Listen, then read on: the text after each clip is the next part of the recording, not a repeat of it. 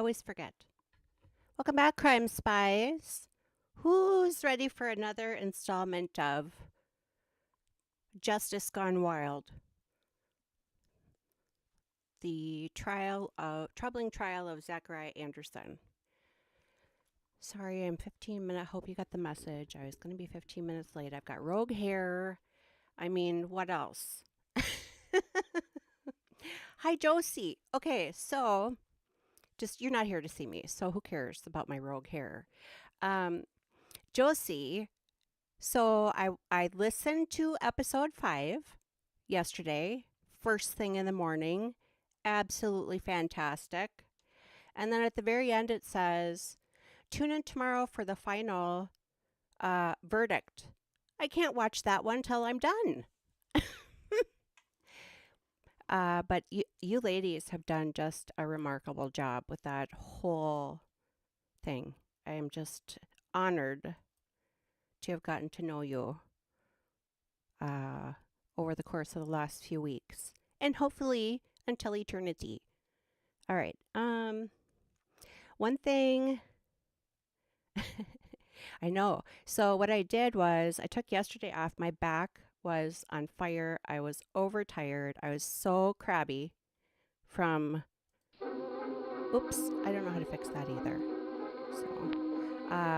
So I just nursed my back yesterday and slept. Then today, the pharmacist held my prescriptions hostage for a while. That was a treat, said no one ever. Let me go back into. I'm not going to go through the description box right at the beginning today because I'm using the direct connect with Restream. I know that you probably don't even care to hear about this, but and I've noticed when I do that, it doesn't go into the pre-programmed one. And the long and short of it, I just have to fix it. So I hope that makes sense. Probably doesn't. One thing, though, I wanted to mention at the beginning is we are on day 12. And I got to switch the audio because it's on my TV right now. All right, so we were at the point 336-ish point. What did I say now? I think I said 336.12. Well, we'll get there. But one thing I wanted to mention right out of the gate here is people are in the other chat. Oh, so there's a couple things, I guess. Number one, I had heard from June, who was lovely enough to send me a letting me know that I think she said Sal and Hella from Excited Utterance are doing the rewatch of Gypsy Rose. So I know a lot of you have already seen the trial here. We're almost at the end. So I actually want to watch the Gypsy Rose one too. I told my daughter, so I think she's even gonna bolt over there. So I mean, don't feel obligated to stay here and finish this out. I mean, I'll have to watch it on 1.5 times speed. Today, I think what we're gonna do is just watch the rest of Detective Korea's testimony. So it'll be short. And I'll try to keep my commentary short. I did also schedule the remaining days of this trial. What happened with the other link? I wonder if you did not go there. I don't know. I mean, I don't know. Maybe it is. I don't know. Maybe I shouldn't have spoken out of turn. That I've noticed that's a weird glitch, and I don't know how to fix it. Because with Restream, you can connect your account directly with OBS, so you don't have to constantly add new stream keys every single time. But I did notice the other day, it looks like it has like an upcoming link. And then once I get going, it's a live link. And I don't know how to fix that. So hopefully Well, once we get started here, I guess I'll drop. And I don't know until we start if it's wrong. I was hoping. It's on your channel. Then Josie put another link in the chat. Okay, well,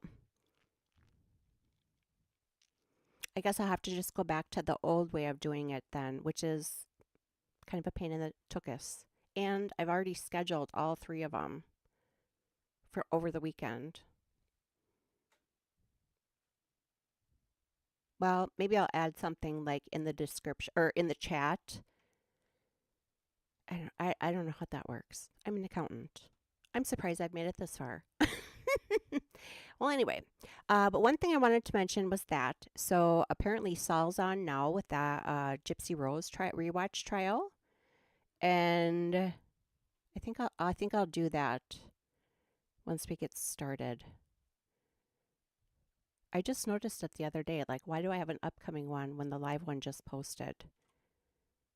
Here, I thought it was, convenient. Apparently not. Rumble actually has a static key that doesn't really function that well either. Okay, so where was I? Oh, yes. So, like I said, I know you we're kind of at the end of the trial here.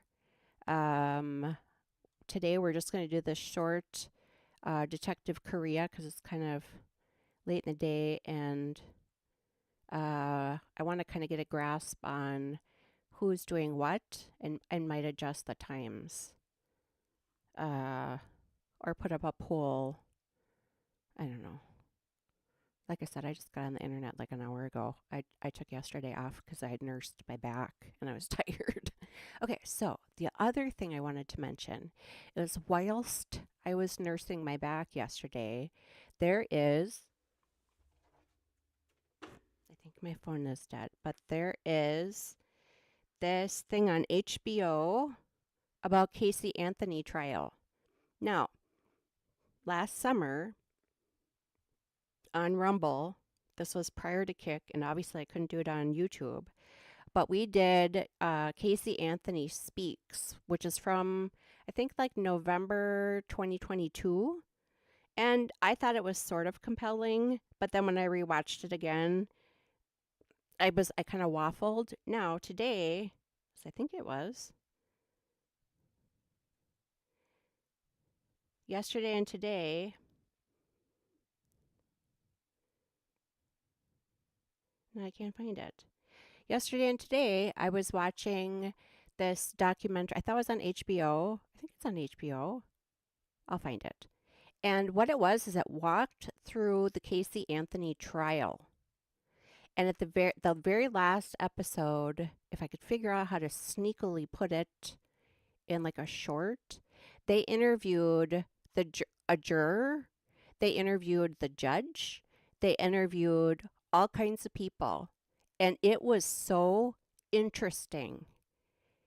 The juror they interviewed, well, the judge actually even said in the closing prosecution, the state, kept hammering home first degree, first degree, first degree, without mentioning, if you can't find it compelling enough, first degree, there were two lesser charges. And just how important it is, those closing arguments, how important it is to charge correctly, how important it is for the defense to poke holes. The two attorneys there, I forget the older man's name, he was excellent. And I just thought it was really interesting. So I'd like to do that. Of course, I can't do it on Rumble or I can't do it on YouTube. But if I could just pull out a couple clips of it in a short, maybe play it a little fast or talk over it every 15 seconds. I just would like you to get just a taste of that and how that our judicial system, whether you think she was involved or not, I think she was involved. I'm not sure. I mean, like I said, if there's one, she was innocent until proven by the state guilty. The jurors read the instructions. The state didn't prove its burden, and she was acquitted. And actually, the Casey Anthony Speaks one I did last summer, it's on my Rumble channel. I can also send you the link to that. I had I think I had 3 people on a panel watching that. And Heidi, my friend Heidi that knows Detective Joe Kenda, the guy with the ID show, it's her neighbor. She was on there and she's like, I still hate her. I still hate her. It was really but if you would be interested in that, I could post a link to that again. That's not on Kick. It's on Rumble. We did it last summer. So anyway, let's get started with this. And I will go, once we get started, I will go and repair any links. I actually almost waffled with doing this at all today, but I didn't want to leave you hanging for 2 days. And I want to watch episode 6 of Wrongful. So here we are. There. Let's begin. I've also read Jeff Ashton's book. He was the male prosecutor. I'm telling ya. And if we do find time to watch this 3-part Casey, I just think, especially before Zach Anderson's appeal is prepared or whatever, I think it would be really interesting for you all who are so, close to this trial to watch it. It is, and throw the fact that it was Casey Anthony out the window. And also, just to look at at the trial. It's almost like putting the trial under a microscope. It's really interesting. Also, Detective John, who pops in on occasion, I've been a guest on his show a couple times now in the past week or so. He was one of the responding officers when George Anthony, the dad, was at the motel preparing to end his life. He was one of the officers that responded to that scene.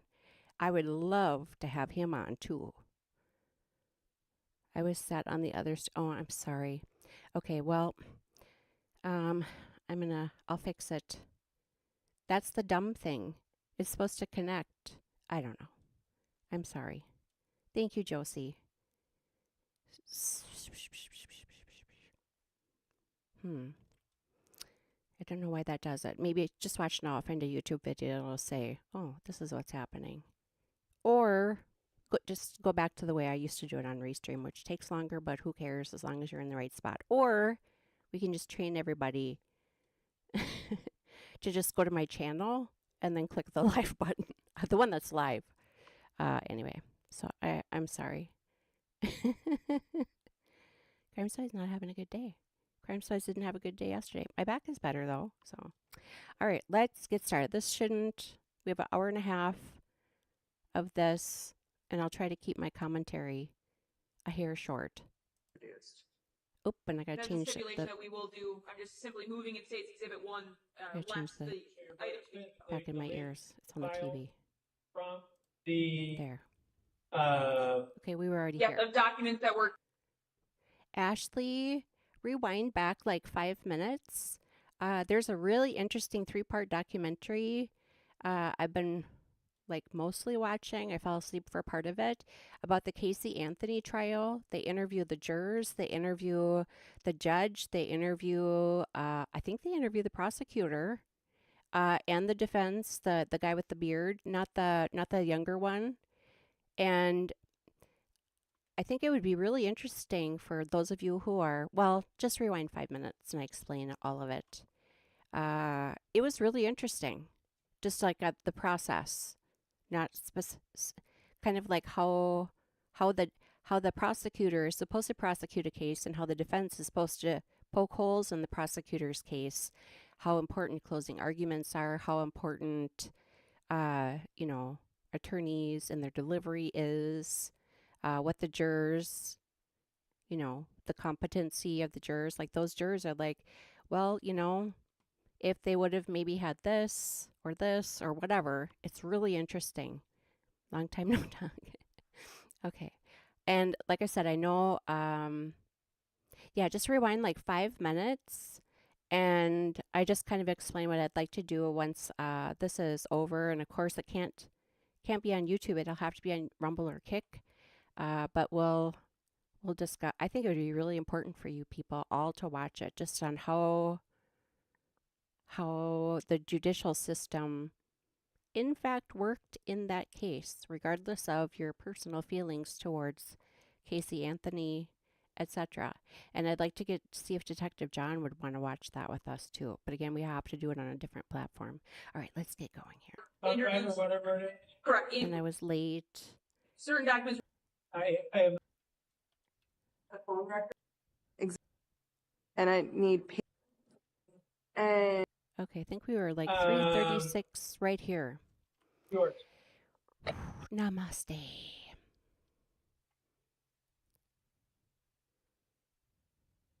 okay. So I'm gonna Yep, start. here's where we were. kind of I'm gonna back mute the and phone fix that records link. Where the state started. Thank you for being here. Sorry for the and confusion. Council, if you'd be so kind to pull up Exhibit 333, the web history.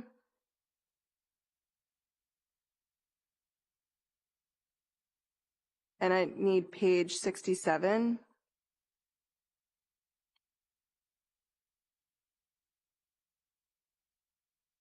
Or actually, hold on.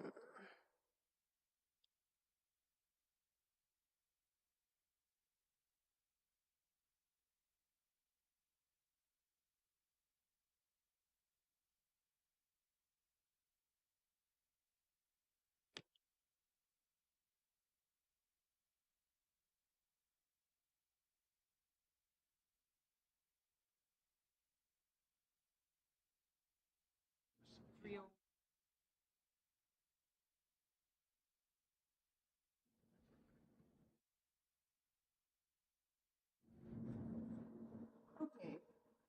So we had some web history stuff, and the state's going to be pulling that up. State's Exhibit 338 was known to you, which was, then you talked about a Google search on May 18th for Aurora, back, and spine scheduling, correct? Yes.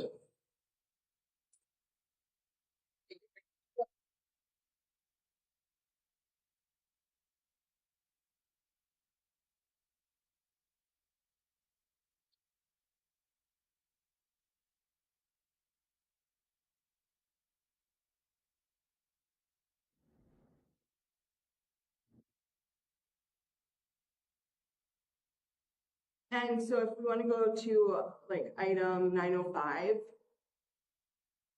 can you see 905 on the screen, Detective? Yes.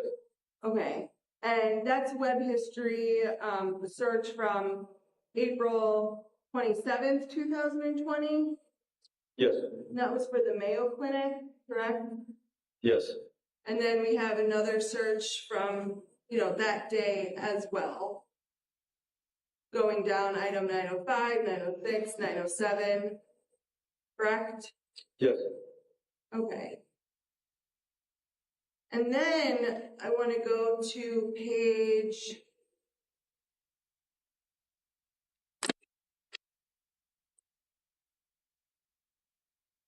105.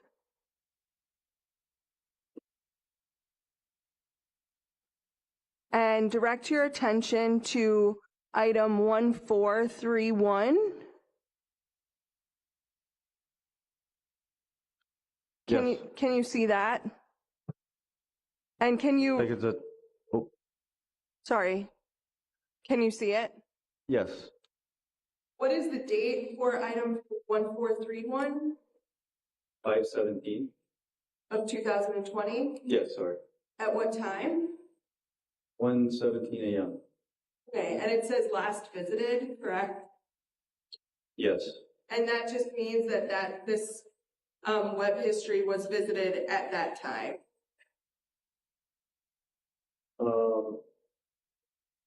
That maybe it had been visited before, but this up to that date is the last time that it was accessed, right? I don't know if that's specifically what that means.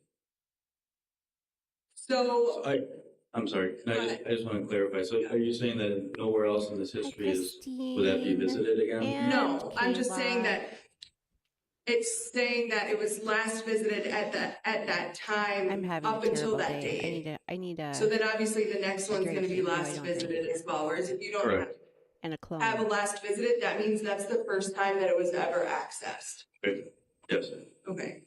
And so this is at 1:17 a.m. on May 17th, 2020. And what was searched, or what was the thing that was being looked at? Was our new species discovered, On Twitter? Wait, on Twitter, sorry. Yeah, it said on Twitter. And so then that was also accessed at 1:17:26 a.m. as well, Oh, look right? at my beautiful Yes. face, said no one ever.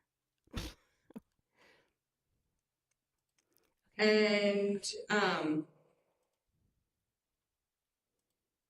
then 5/17/2020, 8:29 a.m. Milwaukee weather was Welcome back, searched for. Pernilla. Yes.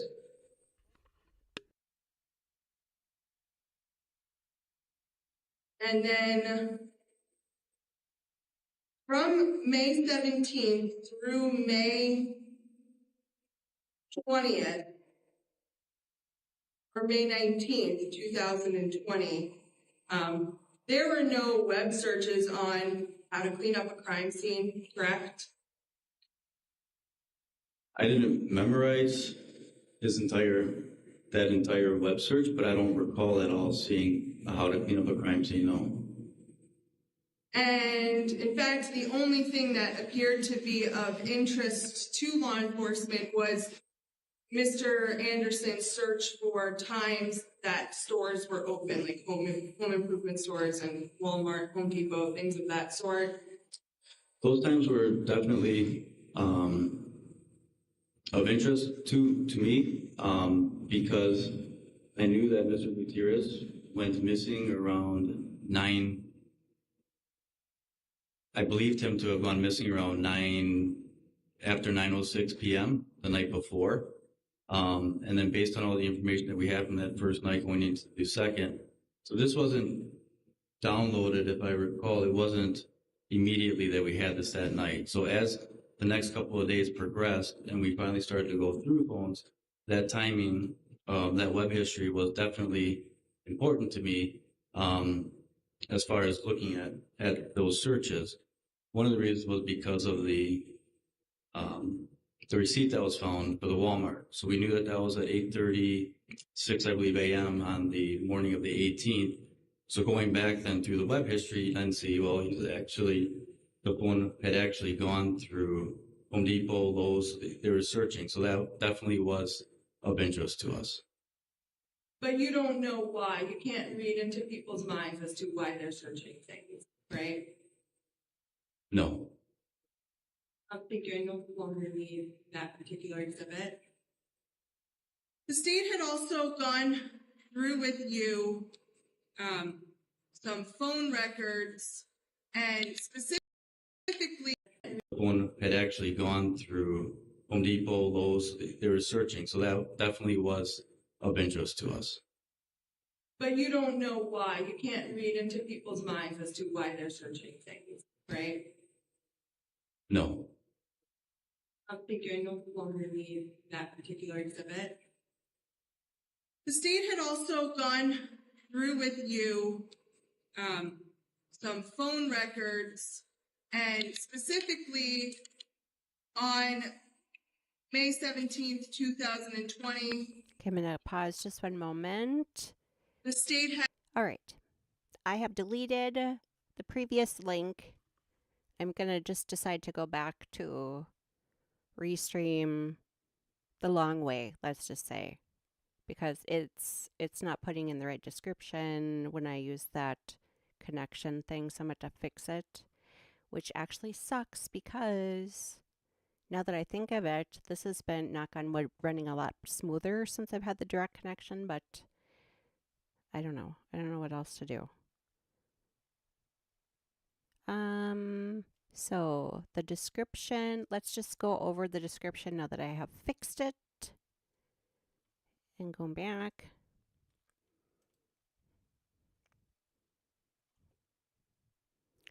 So what I did is I deleted my Twitter post. I deleted my my Discord post on my Discord page, and then put in the link for this chat.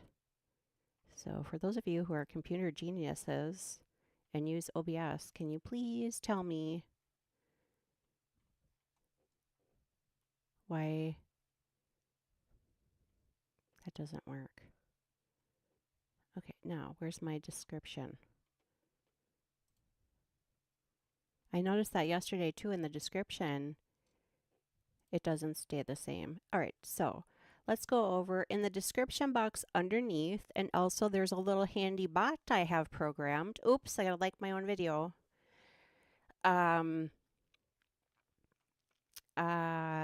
This, in my opinion, it just works better for me to have everything in the description box. Then people who are watching can just sit back and relax. And then as we, watch this and come up with new things, I add those too. So again, let's see. So we're on day 12, part 2.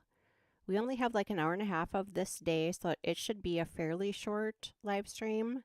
And then for those of you on Rumble where I am monetized, if you are so compelled to use a Rumble rant for the duration of this trial, I would prefer if you could go to this link in your description box underneath.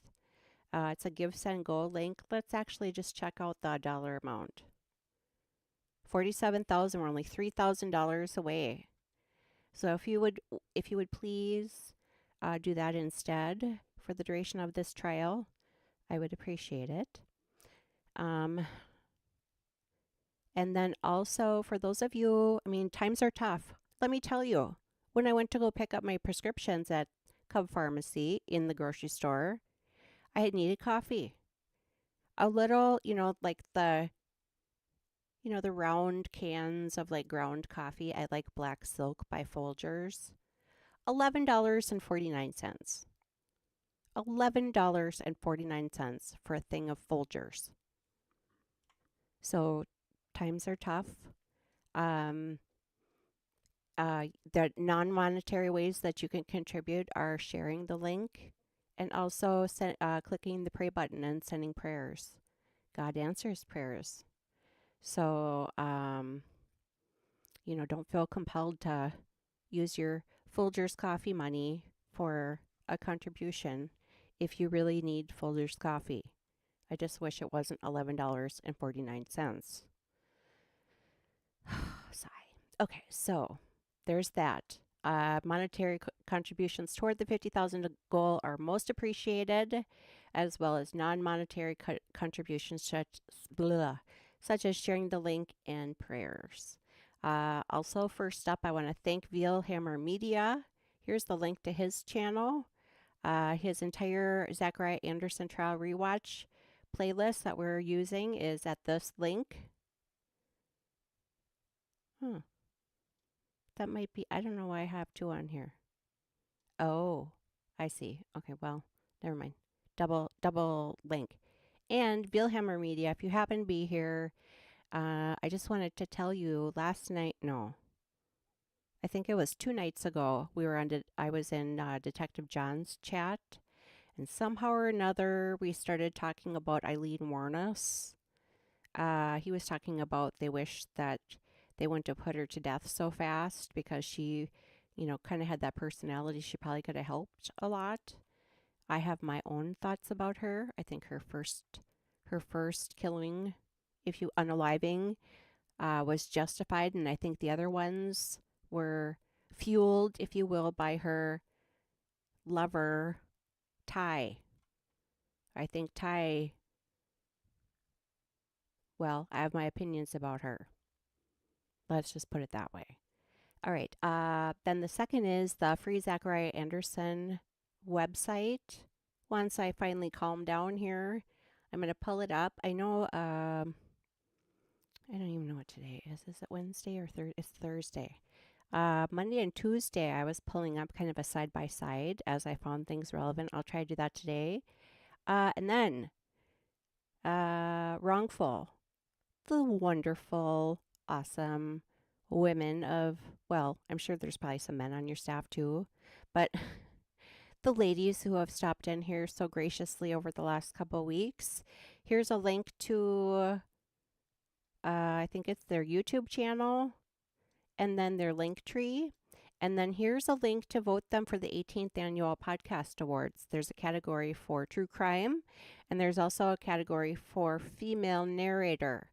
I'm not sure if any other categories apply, but the more categories they're entered in, the more they're going to come home, have an opportunity to come home with at least one. Hopefully they sweep it.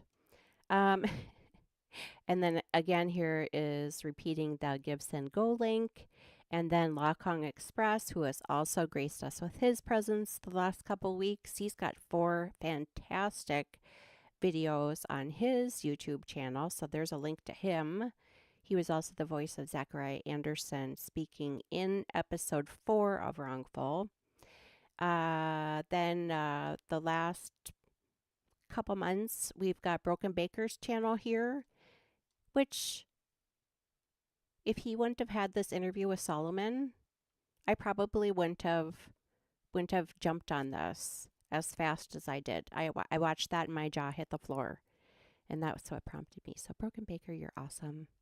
And you finally pulled my head out of my fanny to look at this. I feel like a heel for not jumping on the bandwagon earlier. Then we've got Making Law Simple. This should be the link to his channel. This is the link to his interview with Soloman. He also has a link for describing the Denny motion, which was at the very beginning, the first few days of the trial here. He also, once we get to closing arguments, I think Saturday, this is a video I want to watch. Steve Gosney's interview with Tiffany Roy about the speck of quote-unquote DNA found in the back of Zachariah Anderson. Here's the link to that. Then we've got our Serendipitous Christmas Kismet Marathon Christenings. King Kong, I can't even speak. King Kong, Encyclopedia Crown, Stray came up with that, and Stray the Warrior, Princess Moderator. And then here is a link to Detective John, Salvador, Steve, Publicly Buzzed, Jessica for Justice. She's a newer channel. She's fantastic. Christine, who is in our chat, and Hella, Excited Utterance. She's the gal from Australia. And it sounds to me like she's between Sal and Hella. They're tag teaming that Gypsy Rose Blanchard rewatch. And there's my face again. Okay, so we're going to put this back down here. All right, and we're going to go back to what we were watching. I had asked you about whether there was a period of time where there were missed calls that weren't answered. You remember that? On the 17th? Correct. Yes. And did you remember looking through the rest of those phone records to see if there were other periods of time similar prior to that date where Chain of there would be a custody. chunk of time where missed calls went unanswered? Alicia, you're all wonderful. I don't think I specifically looked for a chunk of. Sorry, I'm just like all over the place today. Pardon my ineptitude.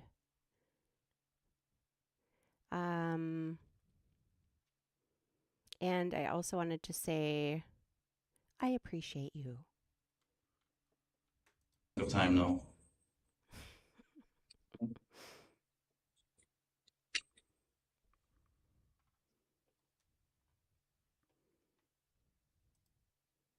Oh, I need my notebook.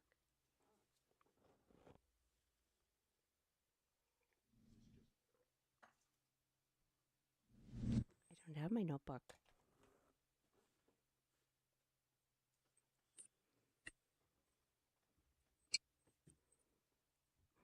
Maybe I'll go old school and start writing on my hand. Okay, I gotta find that. I'm going to show you what's been marked as Defense Exhibit 235.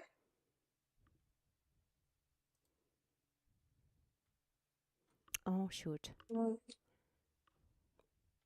Pause one moment. I also wanted to thank some new subscribers over on Rumble.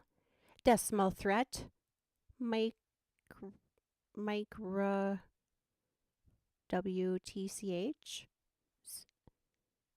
Zach, Casey, oh, I can't pronounce that, Mose, Yorkunt02, Terry Hellman. For those of you watching on YouTube who are involved with the Free Zachariah Anderson movement, there's some traction. We're having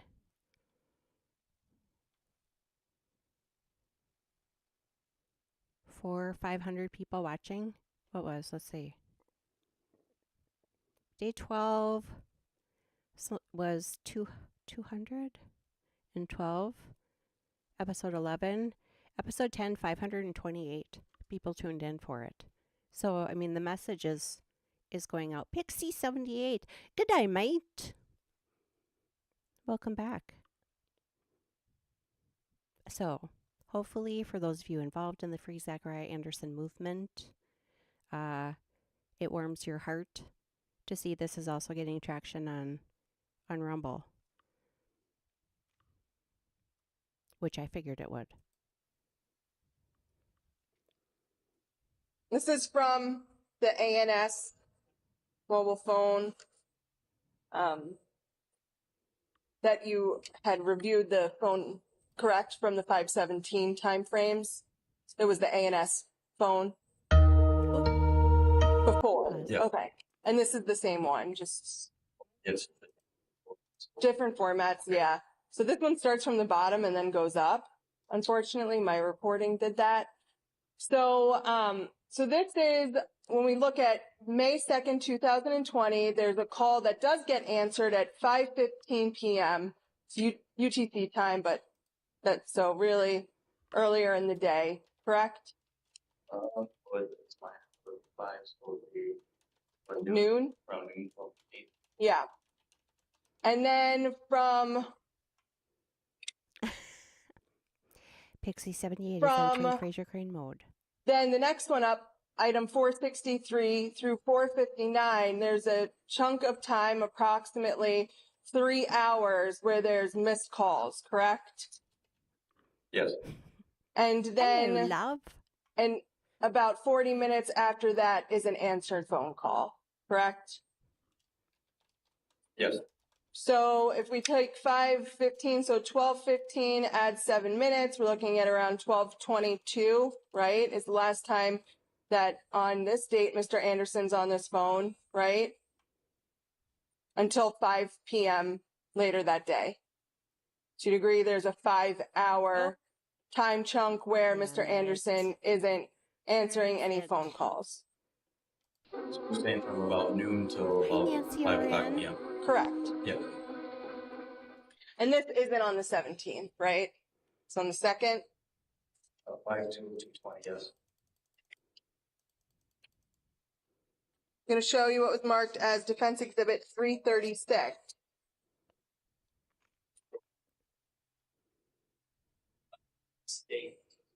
Oh, I just said Defense Exhibit 336. I haven't done the date yet. Sorry. 336 though? 336. Yeah, no problem. So this is from May 5th, 2020, correct? Correct. So we have a phone call from about 11 a.m. Item 396, right? Yeah. And then the next phone call that's answered is at 8 p.m., so it's going to be around 3 p.m. Yeah, 3:30, yes. So this is another 4-hour period where Mr. Anderson does not pick up any calls, correct? Seriously, yes. And this is on May 5th, 2020. Yes. I'm going to show you what's been marked as Defense Exhibit 337. There's 2 pages.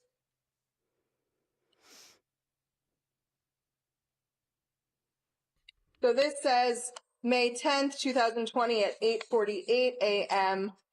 So that's going to be May 10th in the early hour morning, approximately 3 a.m., correct? I think it'd be like 3:48, so more closer to Okay, 4. sorry, 3:48 a.m. And then there's missed calls, and I'm going to go to the second page, Pause. which is the answered one. So there's Pause. Okay, so that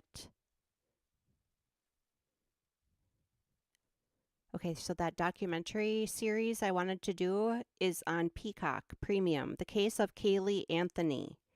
Investigators probe the tragic disappearance and death of toddler Kaylee Anthony, whose body was found in the woods near her family home months later. And like I said, they have interviews with, I know for sure, at least one juror. So in the last episode, the judge is interviewed. The prosecutor, who was not the lead prosecutor, Jose, it was the older man with the beard. And the defense attorney, the male, I'm pretty sure is in it. Like I said, I was in so much agony yesterday with my back that I kind of like went in and out of watching it. But this morning I did watch most of the last episode. It's really good. Again, it just kind of explains how that trial went and kind of explains why the jurors made the right decision. Now, they made the right decision because they understood what reasonable doubt means. So again, this is not an opinion on her or not. I waffle with her, but it's really interesting. So I will post a trailer for it. So the first episode, team of elite specialists explore what may have happened to her. Oh, and another thing they said in the third episode was the state never proved what happened to her. Did she die by the duct tape? Was she strangled? They could never prove how she died or where she died. Now, if you watch it and compare it to this trial here, like I said, many of the people that are involved very closely with this trial may benefit from watching that, and maybe it'll give you some hints with his appeal. I don't know. I'm an attorney, not a law person. And also, Detective John was one of the responding officers when George Anthony was at the hotel planning to unalive himself.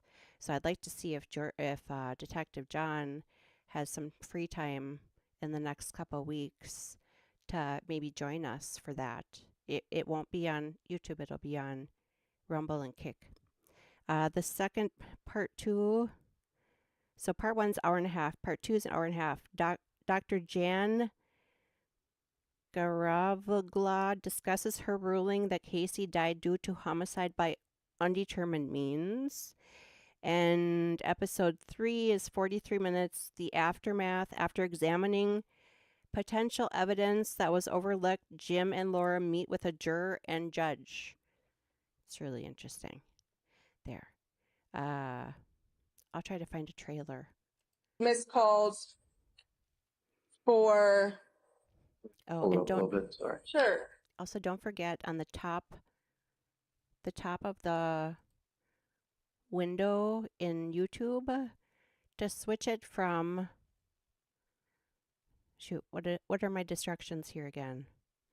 Select live chat at the top window, not top chat. It defaults to top chat.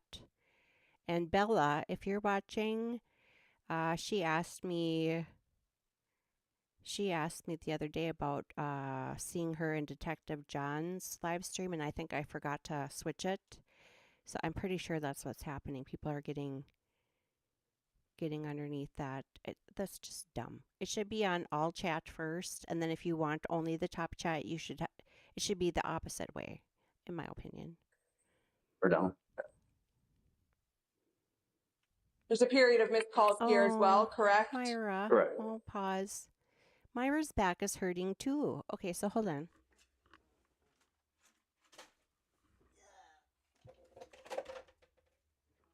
something fell down. Well, here's my little stickums. Do you have one of those TENS/EMS machines? I have two. One is just a TENS machine, and this one, putting the little stickums on the back. This one, can you see that? Probably not. This is made by Bellafu. It's way tinier than the other one. And this one also has a lock button. So if you stick it in your pocket, it doesn't just like stop automatically. It has a timer. But the other one has a timer too. But this one's so much smaller, and it's a TENS and EMS. So depending on your pain, some pain is more surface pain and others is like deep inside the EMS area. So if you don't have one of these, they're fairly inexpensive. I got this one on Amazon. The other one I got from my physical therapist. Nothing worse than back pain, people. Oh, it's just bad. I fractured my back falling down my brother's stairs that gave out when I was running downstairs because I heard the don't from Law and Order. And I wanted to see what the beginning was. I'm putting it in the story pile. But I fractured my back. It's never been the same. And then it's the next answered call is at 10:30 p.m. triplets made it UTC worse. time, so around 5 p.m. on May 10th. 5:30, yes. There's a large chunk of time where phone calls are not being answered, Yeah, and that's not on May 17th, 2020, correct? that was not.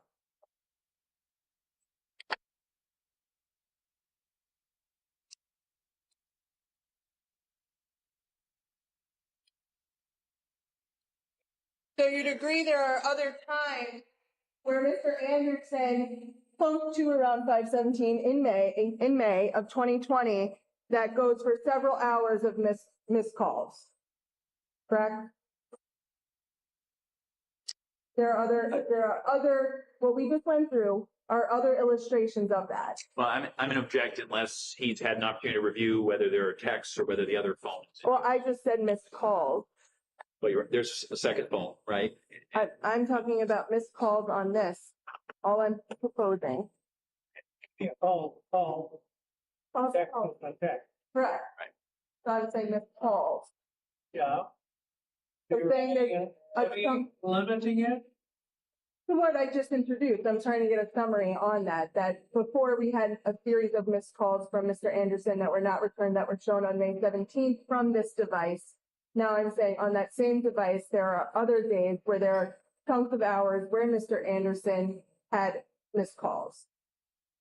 Yes, I just want to make sure I'm answering correctly though. Are you talking about the same time frames, or are you just saying in general, just straight general, just called No, periods? if we want to go back through these, but periods of more than 3 hours. Yes, that is true, but I guess I would say that those times are, some of them are early morning hours, some are midday hours, and I think the other ones that on the 17th were evening hours. So yes, there are chunks, but it appears to be different time frames that those chunks of missed calls are, throughout. Yeah. Okay. And people miss calls during hours of the day for a whole variety of reasons, right? Objection. It seems like it's speculative. Well, Everyone knows. there are some questions that only lawyers would ask. And that I'm afraid fits in that category because the jurors know that. Yeah. So you don't have to prove it. Okay. And you,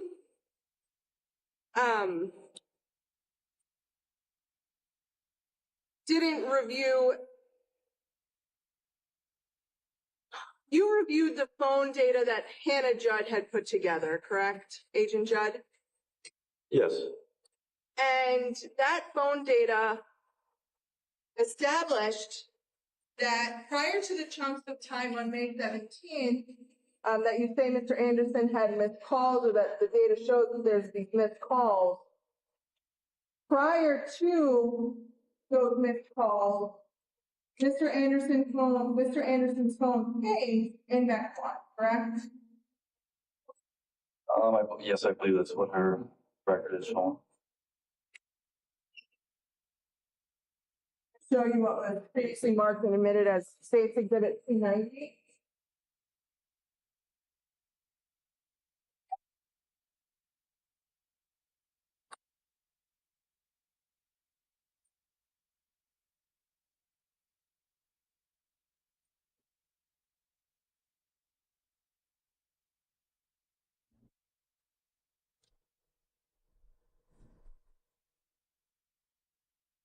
So the last call that there was any data on was from 7:34 p.m. on May 17th, 2020, correct? To your knowledge? The last call received, Mm-hmm. Or that was picked up. I don't think it specifies on there. It just shows the calls. Okay, so, but I'm, Yeah, but there's one at 7:34, but there's 11:19 call as well, so.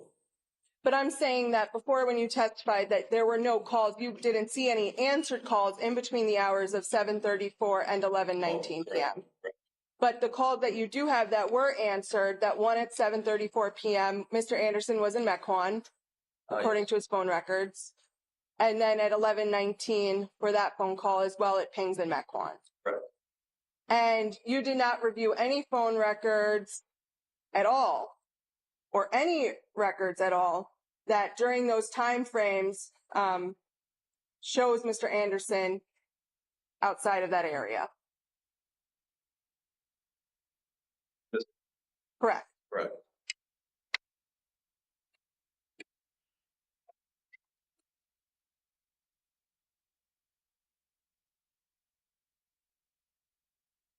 Thank you to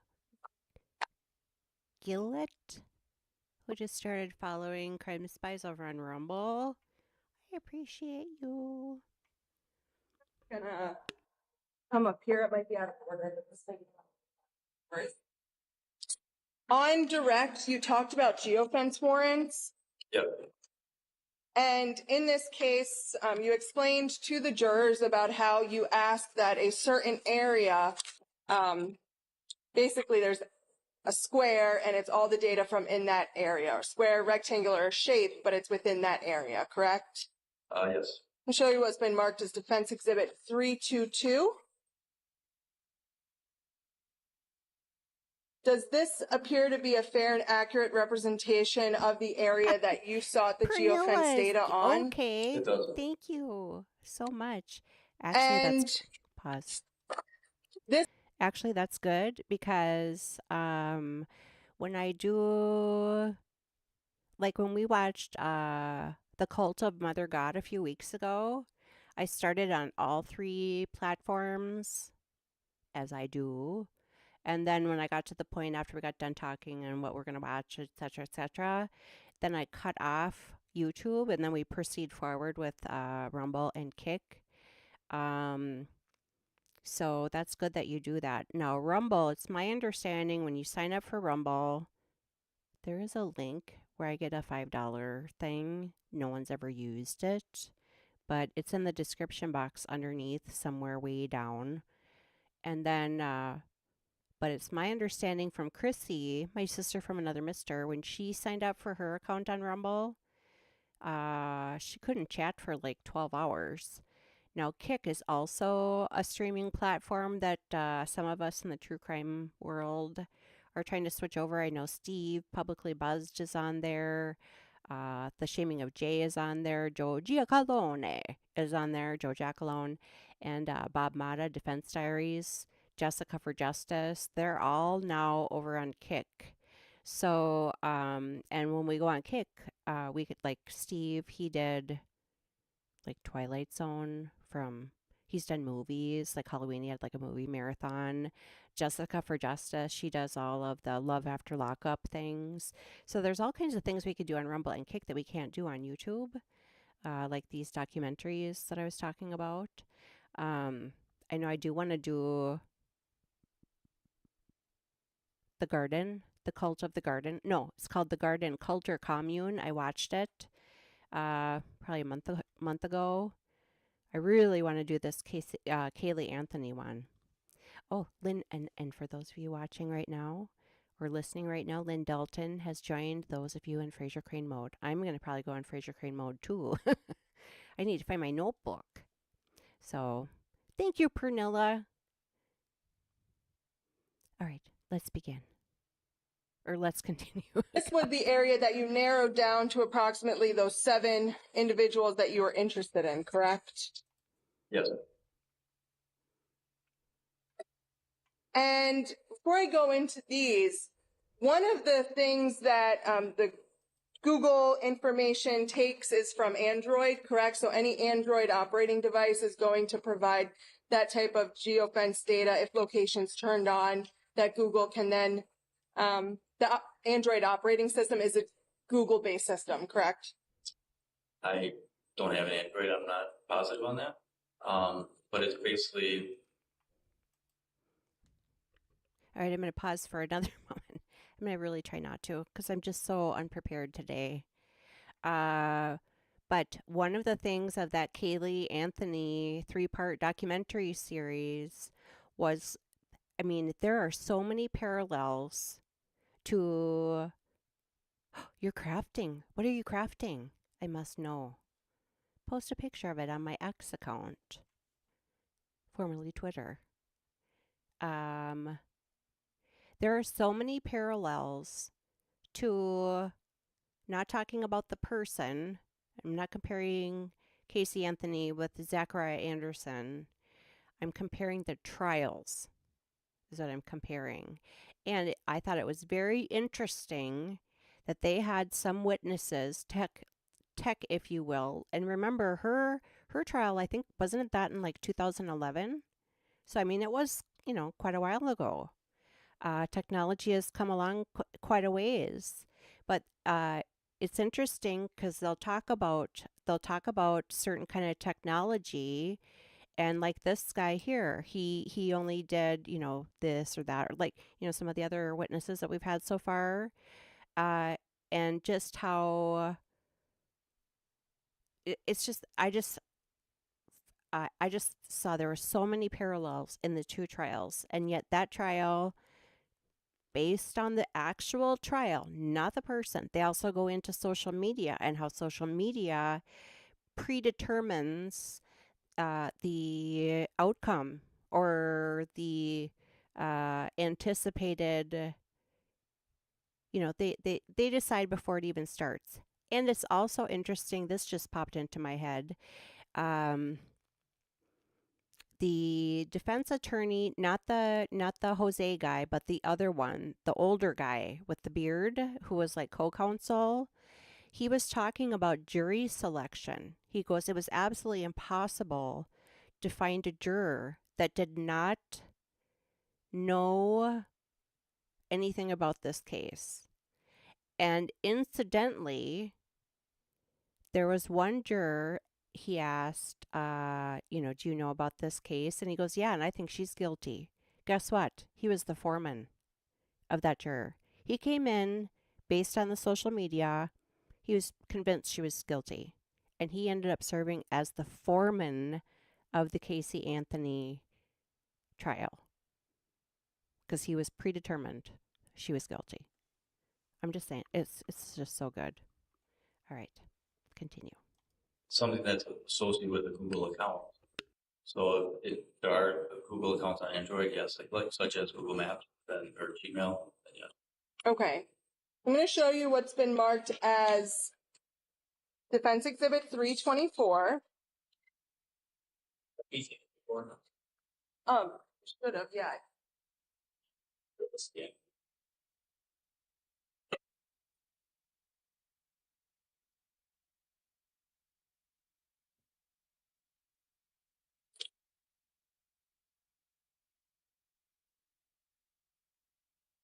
Does this look familiar? Yeah, so this would have been the third. I talked about the different stages. This would have been the third stage when I had said, these are the, when I had to break it down to I think I had said 7 at the time. I don't know if it was exactly 7, but this is what would come then to us as far as the subscriber information. And so this was an individual who was in that square during the time frame that you had requested information be provided on, right? Yeah.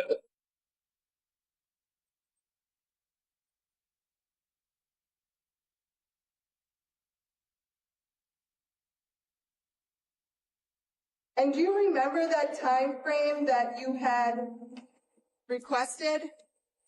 I don't recall exactly the time frame though.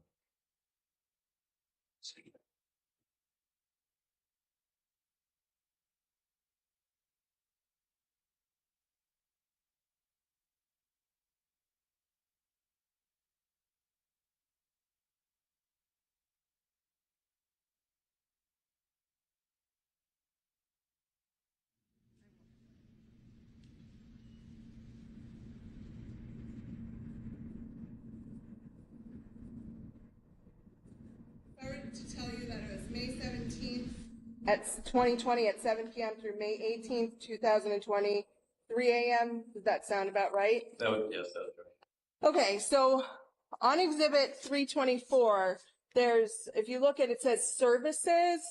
That services indicates what type of things are coming from that user that are providing basically the data the location data, correct?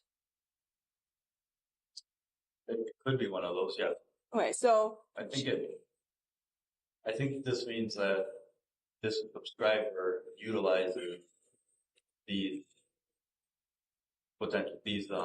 services. I don't think it says that it's gathering the data from all of them.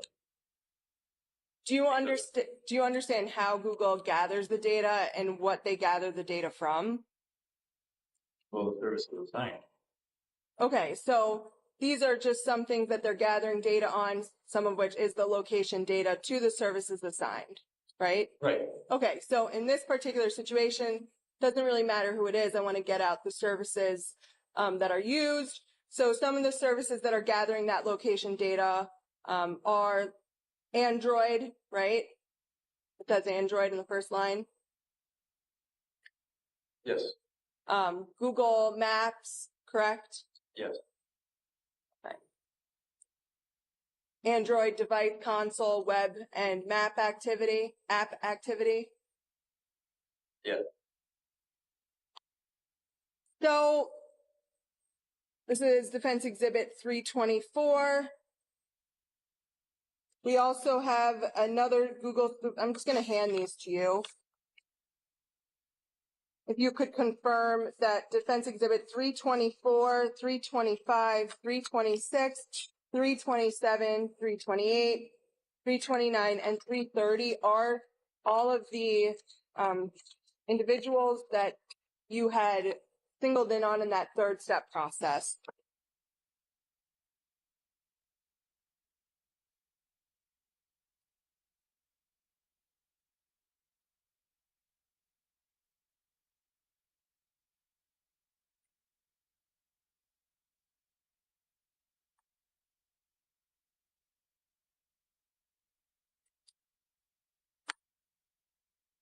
These all appear to come from Google, yes. Okay. And Mr. Anderson was not in any of those, correct? Correct.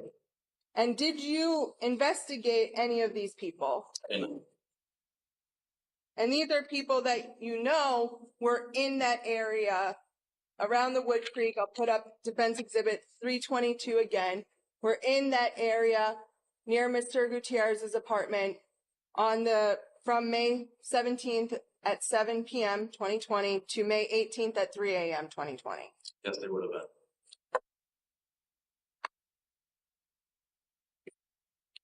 Now, you had talked about on Direct about how there were clips of audio that appeared to be directions. Yes. And that was from the Moto G6 phone. Yes.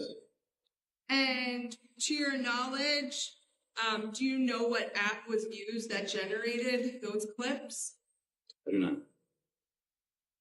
So you don't know what was utilized as far as whether it was Google Maps or some other sort of app download? Correct. Do you know if it was an Android operating system? Well, if it was a Moto G6, I believe Motorola's Android. So I would assume that it was an Android. Okay, so if Mr. Anderson was utilizing his Android device and a map app on his Android device, pursuant to your knowledge about the data that comes from geofence warrants, particularly in this case, that those are two service platforms that collect that location data, had he used that to travel down on May 17th, 2020, his information should have come up in that geofence warrant data. Why would that reflect anything on May 13th. I'm sorry, May 13th. Why would it reflect anything on May 7th? The clips are recorded May 13th. Sure. It's your, I'm saying I'm now moving that if Mr. Anderson used that same device for travel on May 17th with the same type of the same phone, that same data would be collected, that if that were to happen, you would have seen him in the geofence warrant data. So I would have had to have then been able to, like I said, I guess for lack of better terms, I would have had to have picked the right device ID, and then would have come back to Mr. Anderson. So should it be in there? Yes. But as I indicated, I think I'd submitted for like 35 different devices, and they made me bring it all the way down to 7. So should it be in there? Yes. Is it possible that I didn't choose the right one? Yes. But from your review, because you had to select them, we do not have Mr. Anderson's data. Correct. saying on May 7th. Correct. Okay, not May 13th. Oh, You didn't do a geofence data warrant for May 13th, correct? Correct.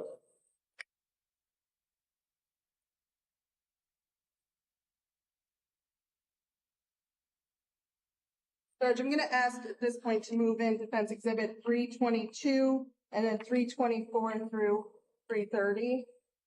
no objection.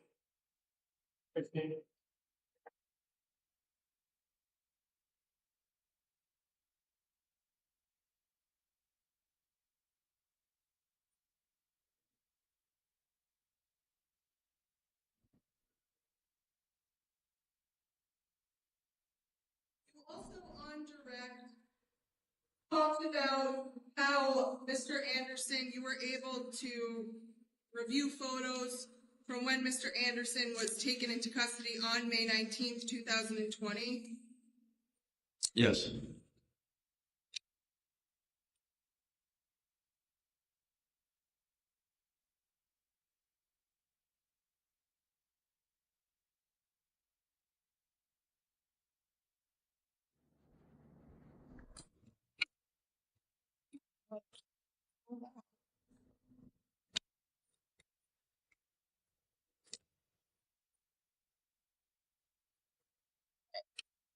Show you what was marked as Defense Exhibit 339. So this is a picture of Mr. Anderson on the day he was arrested, right? Yes. He's wearing flip-flops, jeans, white t-shirt. Yeah. You were here when his daughter was testifying. The jeans, short, and t-shirts that I showed her, were those the same t-shirts, jeans, and flip-flop that was shown here? Jeans, sorry. She said she didn't write this up. Sure, she didn't. We could open them back up. No, that is correct. Okay. Not so. Now, to your knowledge, there was a stain that was on the shirt and a stain on the pants, correct? Yes. And the stain on the shirt, it was determined was not blood. I believe both are in the pants. Correct. So no blood and on correct on either of them. Yes. And nothing on the flip-flops either. I don't believe I have the flip-flops sent to the lab. Okay, because sometimes when you choose not to send something to the lab, it's because it doesn't, from your examination of the items, doesn't appear to have anything that would be worth testing. Sure, yeah. You didn't observe any reddish-brown stains that were of concern on the flip-flops. Correct. Show you what's been marked as Defense Exhibit 340. Would you agree that this is a picture of Mr. Anderson with his hands and arms out? Yes. Defense Exhibit 341, picture of Mr. Anderson's hands.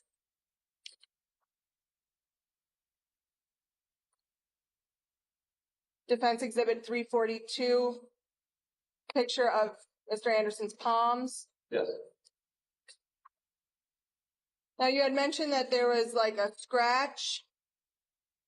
This is Defense Exhibit 343 on the pointer finger. Is that what you were referring to? Yes, I believe there was also. I'll go through. I going to go through all the photos. Okay. Defense Exhibit 344 appears to be a picture of Mr. Anderson's right palm close up. Left. Sorry, I'm terrible with that third direction. Left palm face up. Yeah, this is left. Yeah. Defense Exhibit 345, more of a close up of his right hand. Correct. Defense Exhibit 346, close up of left hand. Yes.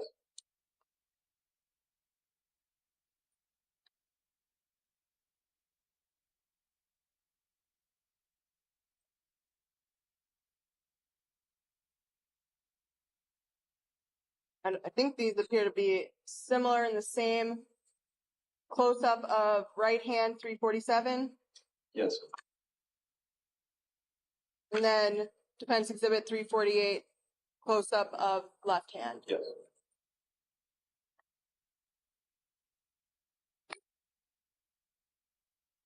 Judge, I'd like to move in Defense Exhibit 339 through 348. Yep, 339, 30. correct. No objection? No. Okay. Mr. Anderson didn't have any large abrasions or bruises on his body from what you could see, correct? Not that I observed. I did not observe him changing or anything, but not that I observed. That was what he was wearing during our interview. But you reviewed all of the documents, right? In this case, the majority of documents in this case. Majority, yes. If Mr. Anderson had large abrasions or bruises that were notable, you would assume that an officer or someone would have told you about that. Yes. And no one did. Correct. The state also talked about the Crime Stopper tips. You talked about a couple of them. I want to go through two others.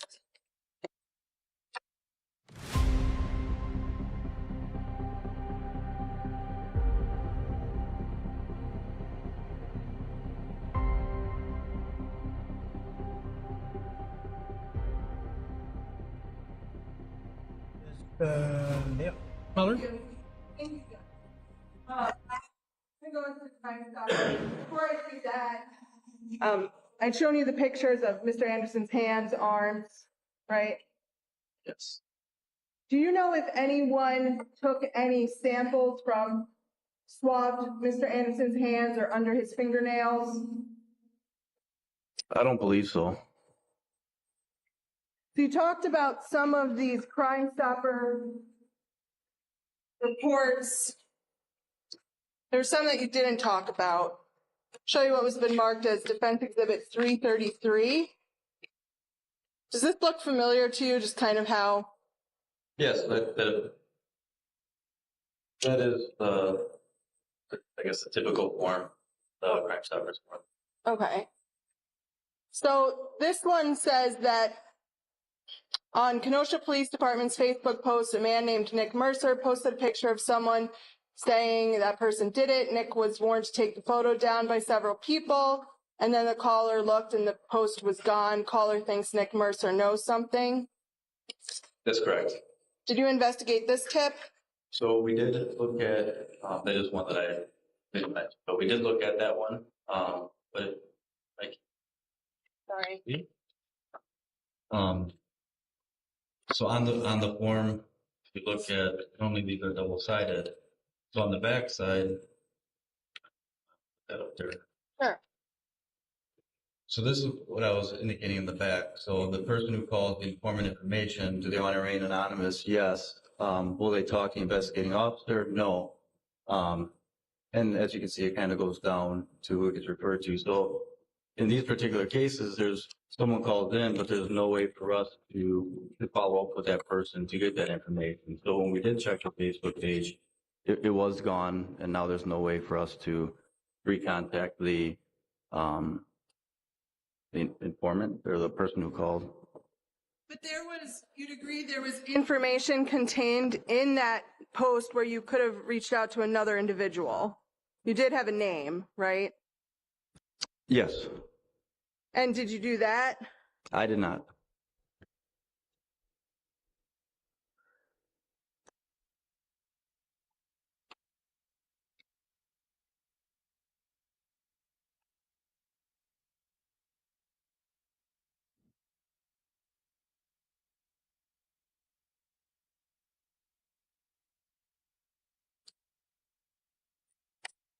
Show you what's been marked as Defense Exhibit 334. This is another Crime Stopper report. Correct? Yep. And Yes, sorry. no, you're fine. And this one says that the caller states she saw a white female with dark hair on the balcony of the missing man on the above date and times. Caller states the woman asked her for the time and she only knows that it was his balcony because it's by the exit door. Correct. And this says change date from 5/19 to 5/18, right? I can On the right. Yeah. Yes. So this one's basically saying that there was someone who saw a female on Mr. Gutierrez's patio area on 5/18.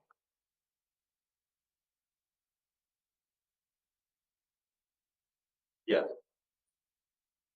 And so this one too didn't have any information for you to call back on. Correct. But this one still contains information that there was someone near Mr. Gutierrez's apartment outside in the balcony area on May 18th, correct? Based on what was reported, yes. It has to move into evidence Defense Exhibit 333 and 334. Objection? No. Received.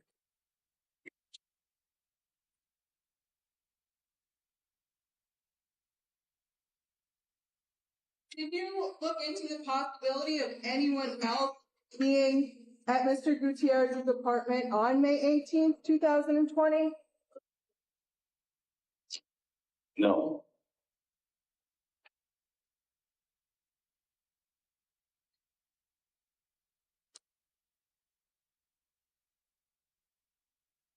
The state on direct had asked you about things that could be basically talking about NamUs and other items where if something were to come up regarding Mr. Gutierrez, there'd be platforms that would take that information in. Do you remember that line of questioning?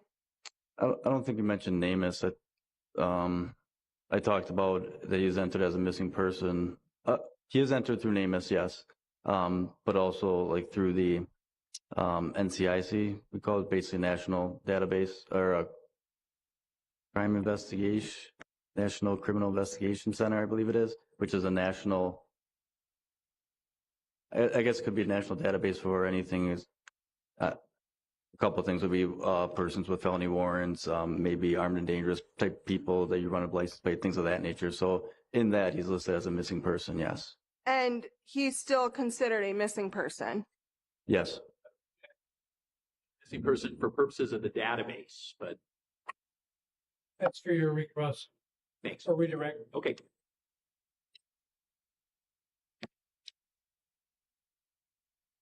What does Kenosha Joint Services do as it relates to potential missing persons? I'm not clear on your question. I don't understand. What do you mean? Sure, I'll rephrase. Kenosha Joint Services isn't a database for missing persons, correct? No.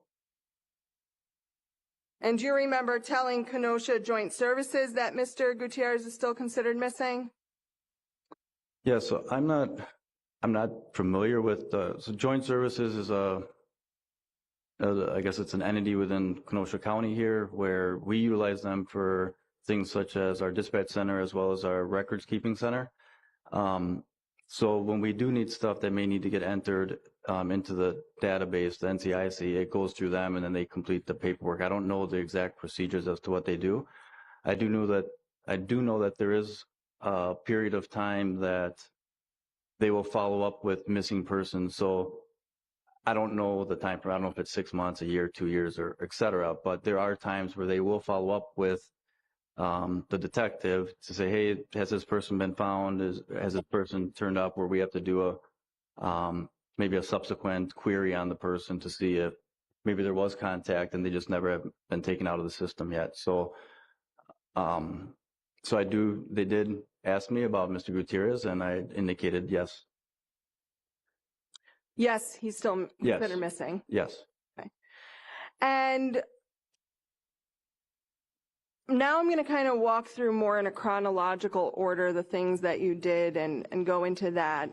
Prior to doing that, the Crime Stopper tip that says that an individual was seen on the 18th, do you remember back closer to the investigation, and this was stipulated to by the parties, that there was a resident on May 20th or May 19th, 2020, that a resident of Wood Creek Apartments, the same building Mr. Gutierrez's apartment was in, Lene Douglas, she had provided information to law enforcement that she heard an argument coming from Mr. Gutierrez's apartment on May 18th, 2020. Do you remember getting that information around the time of May 19th, 2020? So the patrol officers had done a lot of the interviews to the other residents within that building. So I don't remember if I had gotten that information that evening or if it was a day or two afterwards. So I don't remember exactly when I received those reports from those officers. But again, nothing was investigated as far as someone possibly being in Mr. Gutierrez's apartment on May 18th, 2020. No. So on May 19th, 2020, when you arrived at Mr. Gutierrez's apartment, there was a search warrant that was executed. Yes. And when a search warrant's executed, the purpose of it is to try to gather as much evidence as possible. Right? That's fair, yes. And to search in any place where possible evidence could be located. No. So in this circumstance, yes. However, search warrants are also specific. If I was going to write a search warrant for a rifle, I couldn't go into a shoebox. It has to be applicable to what you're investigating and things of that nature. But in this case, you said that you would look everywhere, and that's because you don't necessarily know exactly what you're looking for because you want to find anything and everything possible to be able to provide an explanation to what occurred. Yes. And you kind of talked about in other cases, how many search warrants in your entire, approximately in your entire career have you assisted executing? Couple hundred. And have you ever done search warrants for like drug cases? Yes. And so, for example, in those type of cases, you'd look in everything, even as small as like cereal boxes and things of that nature. Yes. So in this case, then, why did no one go into the refrigerator or freezer? I can't answer that. I was not involved in the actual search, so I don't think I can answer that completely. So why did I not go into the refrigerator is because I was there specifically for the walkthrough, and then our evidence technicians kind of go in and do that work. And from... I think it's a mischaracterization of the evidence. I believe Officer Anschutz indicated he did go into the refrigerator and freezer. I believe he said he did. I don't remember that, but Well, the detective's testimony was correct on the issue about the extent of a search which is conducted pursuant to a warrant. Under the state and federal constitutions, the warrant must explicitly state the place to be searched and the persons or things to be seized. So his example about looking for a rifle in a shoebox is a good one. The police cannot use a warrant that they obtained to search for a rifle to go into a shoebox to look for it.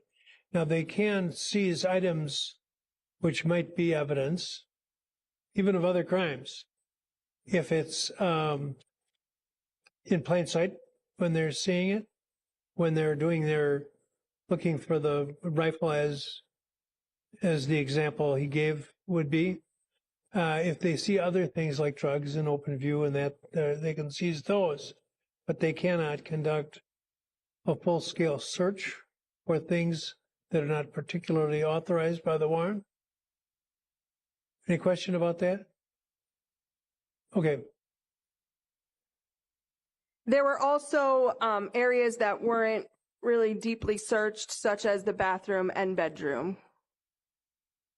Again, I wasn't there for the complete search, so I can't speak to that. To your knowledge before, though, you said on direct that those rooms weren't really of concern because there didn't appear to be anything that that officers noticed needed to be further looked into.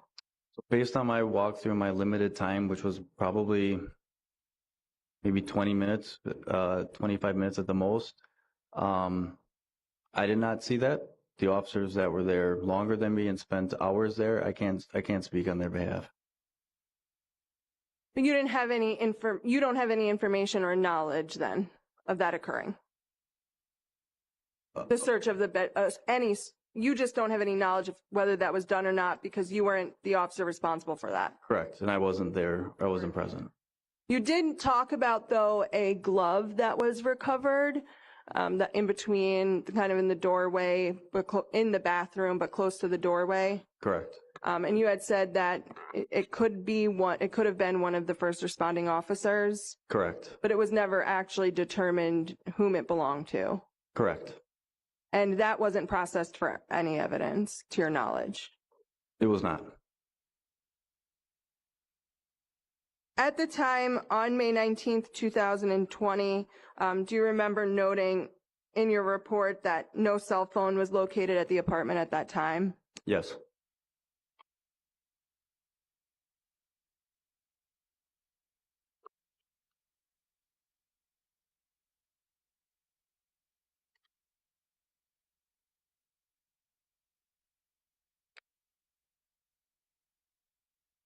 The state asked you then about some individuals you talked to. There were some other things that you did as well. You personally had looked on Mr. Gutierrez's vehicles to see if there were any tracking devices. Yes, I did a very brief search. To be honest, it was raining and the ground was wet, so I kind of didn't really get underneath the vehicle and so forth, but I did do a general check at that time, yes. And you didn't locate any devices? Correct. You're also aware that drones did an aerial search of the area, I guess the area immediately west of Mr. Gutierrez's apartment? Yes, that was conducted by the Kenosha County Sheriff's Department's drone personnel. And during this time, let's talk about that area a little bit. You'd agree that I think it's about a maybe 2 or 3 block radius of wooded area? It might, I don't know if it's that big. I'll agree with you without looking at a map, but I don't know if it's that big. That seems to be a little bit bigger than I recollect. I think it's only, I think it's only like 1 block length. Like if we're I guess I'll pull up the map that the state used. State, if you'd be so kind. I don't know if that was an electronic exhibit of the map. It's a I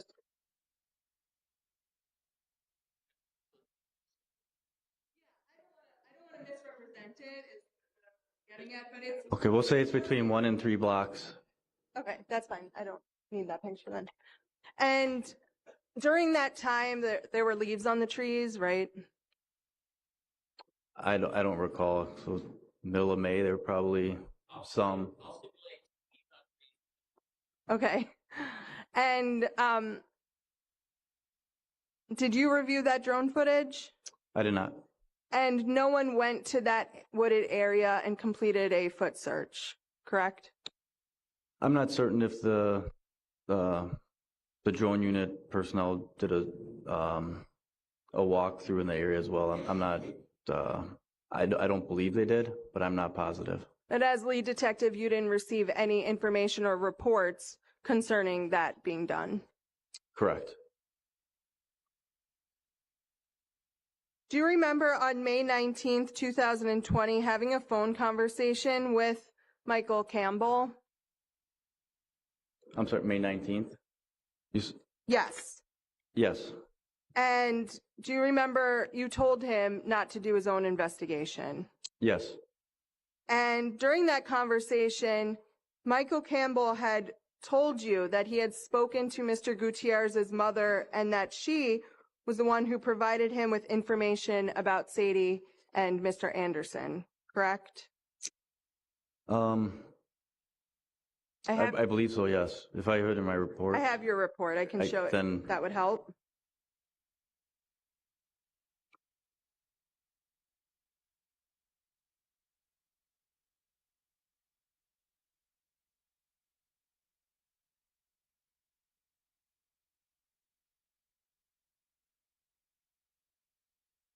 thanks. Yes. Yes, I did put that in my report, yes.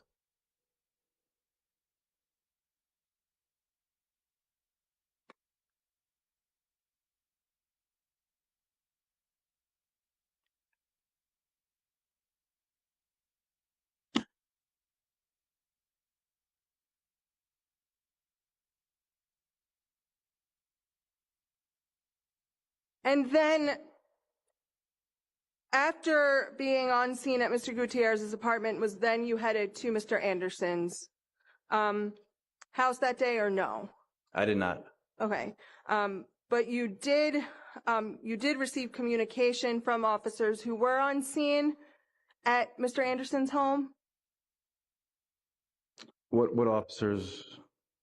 Sure. Do you remember instructing officers on scene at Mr. Anderson's home not to do anything with the van and that it would then be towed and just be processed by the Wisconsin State Crime Lab? Yes. Okay.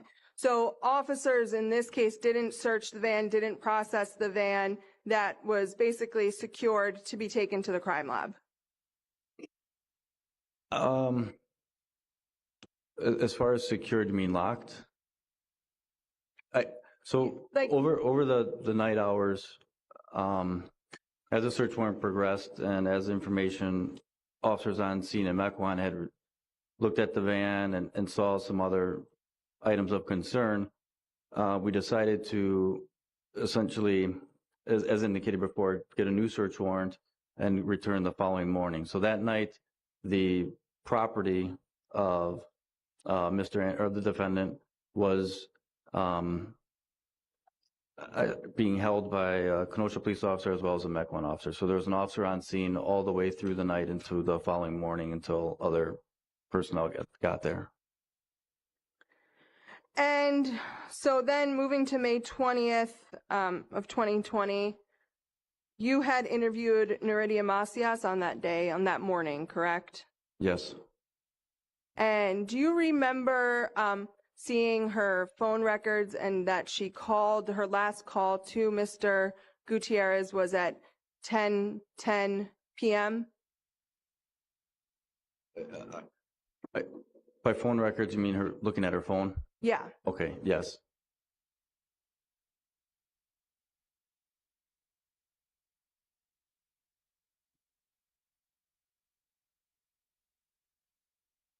you had reviewed Mr. Gutierrez's phone records as well? Not at that time. Since. Oh, yes. And were you aware of the time of the last device event that occurred in that phone, on that phone? Ms. Macias? No, Mr. Gutierrez.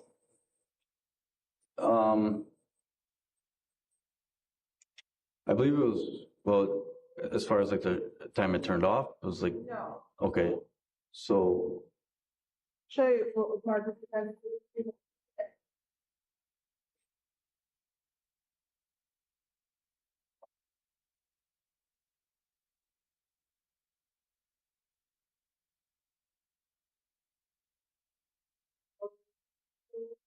okay. What time was that at? 10:10, 44 seconds PM.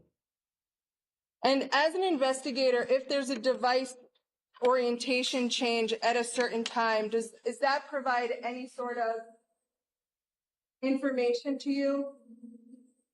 So I had actually discussed this with Officer Morton because I wasn't completely familiar with it. And then based on, our speaking, essentially the device was moved from, I guess, a portrait to landscape or vice versa. So the reasonable inference is that someone was in possession of that phone at 10:10 p.m. What he did about that premonition. Now, have you been present when videos were? Now, have you been present when videos were shown that were of Sadie Beach? Sorry, I was trying to grab where we were when we started here. Hey, has this person been found? Has this person turned Now up I where we gotta have to find do where maybe a subsequent query on the person to see if View and that they can seize those, but they can't. With Michael Campbell. I'm sorry, May 19th. And about Sadie and Mr. Anderson, correct? Spoke with Michael Campbell. I think I went back a little teeny I'm sorry, bit May too far. 19th. Yes. Yes. And do you remember you told him not to do his own investigation? Yes. And during that conversation, Michael Campbell had told you that he had spoken to Mr. Gutierrez's mother and that she was the one who provided him with information about Sadie and Mr. Anderson, correct? I believe so, yes. If I heard in my report. I have your report. I can show it. Then That would help.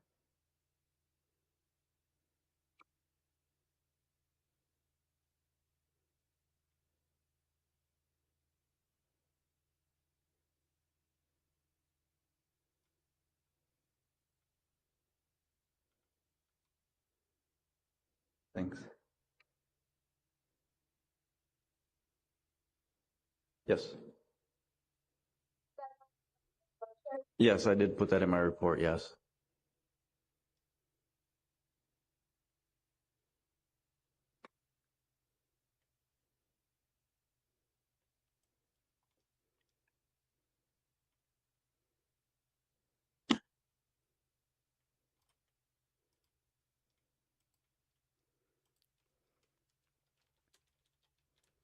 And then after being on scene at Mr. Gutierrez's apartment, was then you headed to Mr. Anderson's house that day or no?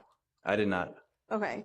But you did receive communication from officers who were on scene at Mr. Anderson's home?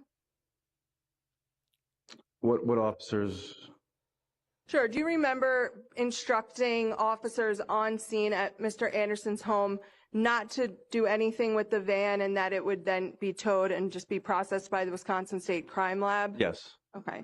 So officers in this case didn't search the van, didn't process the van that was basically secured to be taken to the crime lab?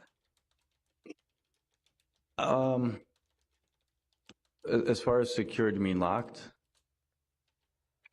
So Like- over the night hours, as the search warrant progressed and as information officers on scene in Mequon had looked at the van and saw some other items of concern, we decided to essentially, as indicated before, get a new search warrant and return the following morning. So that night, the property of the defendant was being held by a Kenosha police officer as well as a Mequon officer. So there was an officer on scene all the way through the night into the following morning until other personnel got there. And so then moving to May 20th of 2020, you had interviewed Neridia Macias on that day, on that morning, correct? Yes. And do you remember seeing her phone records and that she called, her last call to Mr. Gutierrez was at 10:10 p.m.? By phone records, you mean her looking at her phone? Yeah. Okay, yes.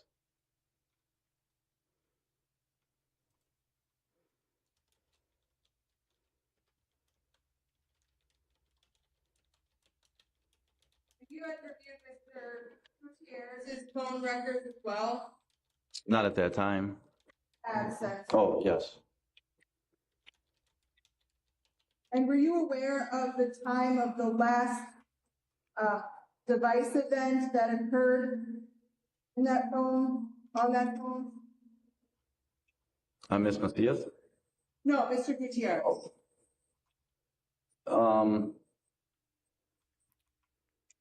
I believe it was, well, as far as like the time it turned off, it was like, No. okay, so, Show you what was marked as the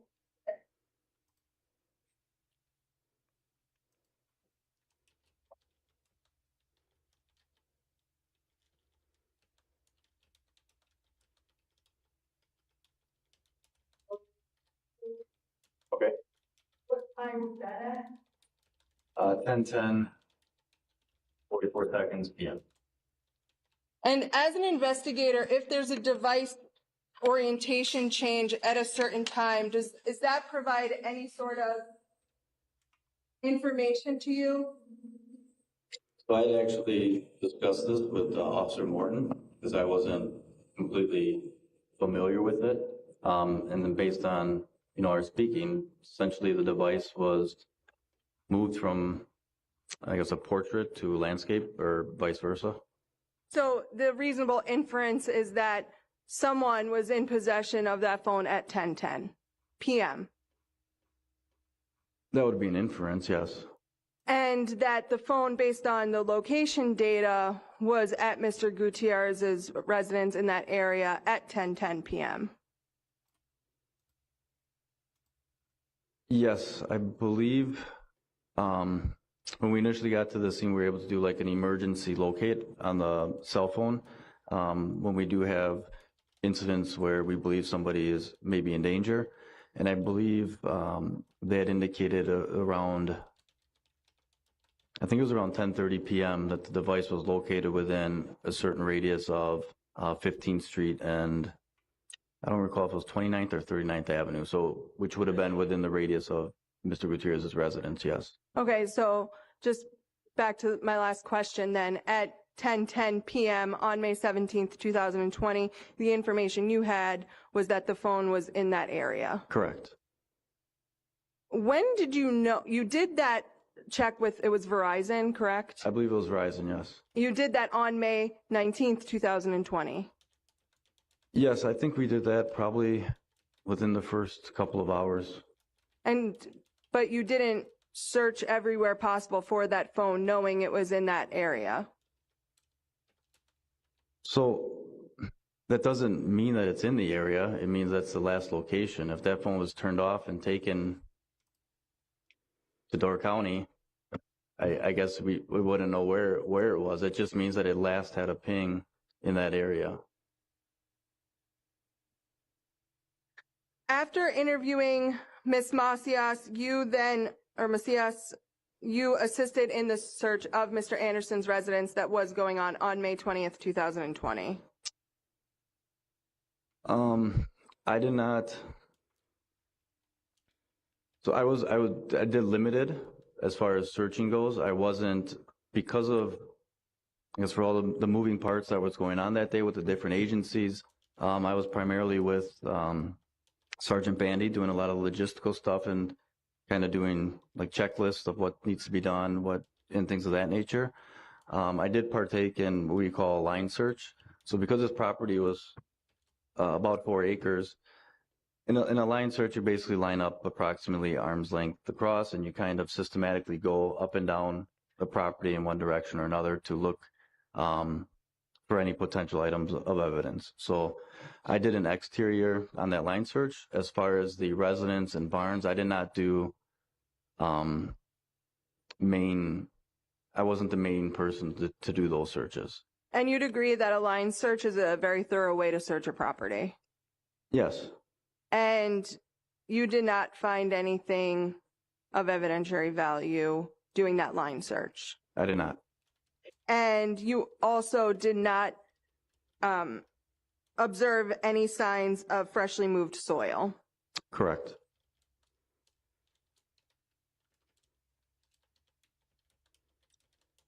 And you also noted that the area that the grass area was pretty wet and muddy, Yes, so that if a vehicle had driven up into any grassy area, that there would have been fresh marks that you would have seen. yes, And you didn't observe anything of that sort. correct.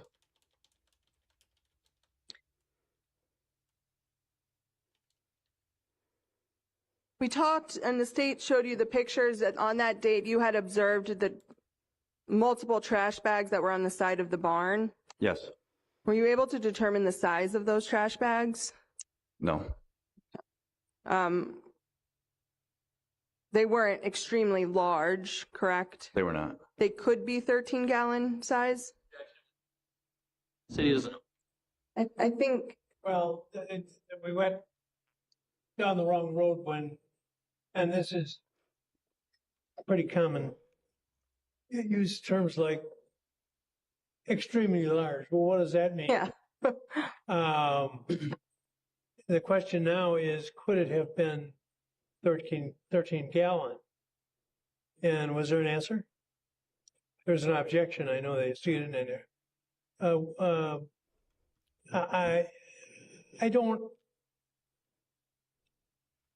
I don't think the prior question.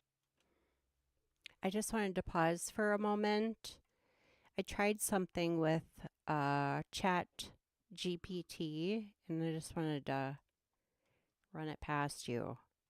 I just did the cross-examination testimony, and I ran it through and asked it if it could, just provide some like summary question answer. And then I said, based on this testimony, what would lead to reasonable doubt? Now, granted, I feel like I'm playing with the devil with this, but I was just kind of curious. Here's what it came up with. And again, this is just the cross-examination. I had to put it in 3 chunks because apparently you can only do it in so much. Limited search of vehicles. The witness mentions a very brief search of Mr. Gutierrez's vehicle for tracking devices due to rain. Put a freaking rain suit on, sir. Or maybe, put it on one of those, tow trucks and haul it where you can inspect it. The brevity of the search and environmental conditions might be used to question the thoroughness and reliability of this investigation. Aerial and foot searches. The aerial search of the wooded areas west of Mr. Gutierrez's apartment is discussed, but the witness did not review the drone footage. The lack of detailed analysis might be used to suggest that important information could have been missed in the search. Instruction regarding the van. The decision not to process the van on the night of the initial search, opting to get a new search warrant the following morning, could be questioned. This delay might be presented as potentially impacting the integrity of evidence preservation. Device orientation change. The inference drawn from the device's orientation change might be challenged. The defense could argue that such changes could occur for various reasons and might not definitively establish someone's possession of the phone. investigation of owing money. The mention of a small debt owed by Mr. Gutierrez, but not thoroughly investigated, might be used to suggest that there could be financial motives involving other debts that were not explored. Incomplete DNA profile. The witness explains the efforts to build a DNA profile for Mr. Gutierrez, but mentions challenges. The incompleteness of the DNA profile might be used to question the reliability of DNA evidence in this case. Other family member off the radar. The reference to another close family member being off the radar might be used to suggest that there are unresolved aspects of the investigation, potentially raising doubts about the completeness of the injury. And then like a disclaimer. I don't know. And I did all the way through till the end, so I don't even know if we've gotten that far. But when I was down in the kitchen finishing the dishes, I was thinking, wonder if you could do that. I mean, it's kind of time consuming, but continue. Question exhausted the topic, so the objection's overruled. So if somebody had copious question is, amounts could of it free be- time, that'd be interesting to run the transcript through. So I do not know the exact size. It could be a 10-gallon, could be a 13-gallon, could be 18-gallon. It definitely wasn't a 50-gallon, so it could have been that size. Okay.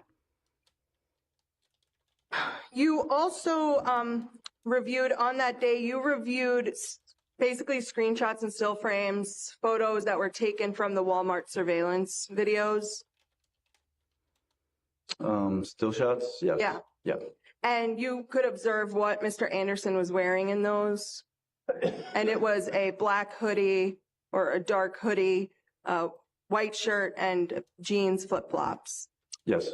And did you search for that black hoodie?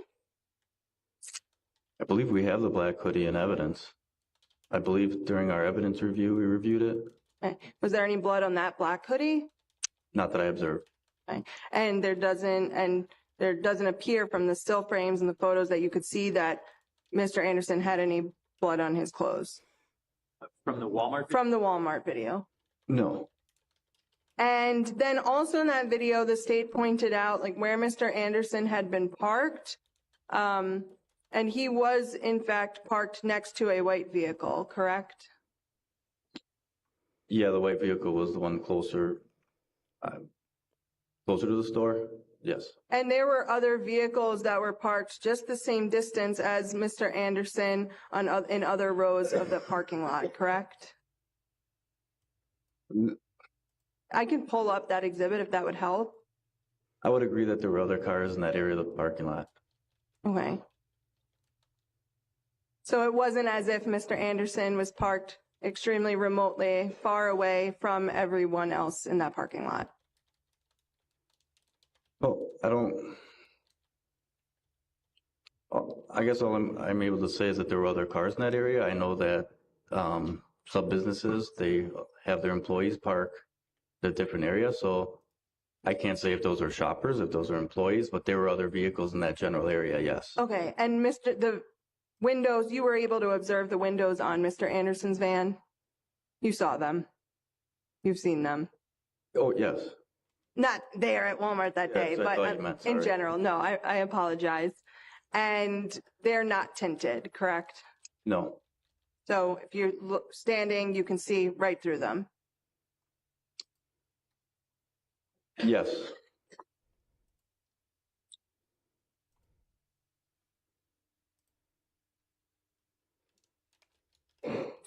You had, on May 22nd, 2020, received Mr. Gutierrez's rental agreement from Wood Creek Apartments. Or I think actually you reviewed it. Yeah. I might be mistaken, from Detective Howard. Yeah, I don't believe that would be more accurate, yes. And in that, did you note and see that Mr. Gutierrez had an email address, rosaliog.jr@gmail.com? I don't recall. In your investigation, you had only done a search warrant for a single one of Mr. Gutierrez's emails, correct? Yes, the iCloud. The iCloud. So any other email accounts that he had, you did not do a search on. Correct. And in that regards too, from Mr. Gutierrez's records, you were aware that he was on a handful of dating websites. I believe so, yes. I think the two main ones were Facebook dating and then Zoosk, Zoosk. I think that's how you say it. I wouldn't know. Did you? I'll take your word for it. Okay. Did you get a subpoena or search warrant for the records from Zoosk? No. And that could have potentially included information of people he was talking to around this time frame of May 17th, 2020? I guess it potentially could have, but there are also other individuals within the phone and the messaging and so forth that he was talking to as well, yes. But you'd agree that with certain applications or certain social media platforms that data might not be on a phone, that you'd have to get a separate search warrant for that platform in order to see the messages? I can kind of give you an example. You're familiar with the social media Kik platform? I'm familiar with it, but I don't have it. Yeah. K-I-K? Yeah, and in your investigations, K-I-C-K. that's something where that data isn't going to show up on the messaging in a I'm phone. You'd assuming have to get K-I-K. the data from that particular platform. Okay, so just so you know, when I tell you that I'm going to do some documentaries on Rumble and Kik, I mean Kik, K-I-C-K, like I kicked this guy in the head for being so stupid. Not K-I-K. K-I-K apparently is some type of, not Gucci website. Kik, K-I-C-K, is a streaming platform used for a lot of gaming, and I know some people I mentioned at the beginning of this have been over there setting up accounts over there because there's just so many things we can't do on YouTube, and I actually like it, but it's K-I-C-K. I'm sure they're referring to K-I-K, the other one. Okay, there. Let's continue. So I'm familiar with the app. I'm not familiar. I don't believe I've ever written a search warrant for Kik, so I'm not familiar with what their response is. But just in general, in your experience as a detective, that there are platforms that you have to complete a search warrant for in order to get the communication and the data, because that's not contained on the actual device.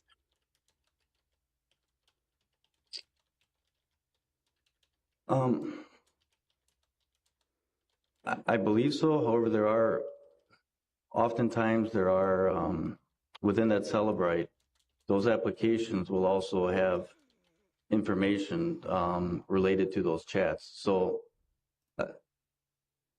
I can't say for certain that that's definitely possible, that some you have to definitely, reach out to them, but I don't think that's true for all of them. So back to this case then, you didn't see in Mr. Gutierrez's Cellbrite download any messages or a folder, a section that was relating to Zoosk dating. Correct. About. So none of that information was on there. If you About wanted clips. to have seen what Video. that Edit panels. platform About contained, clips. you would have had to seek an additional Edit warrant. panels. Platform contained, you clips. would have had to seek.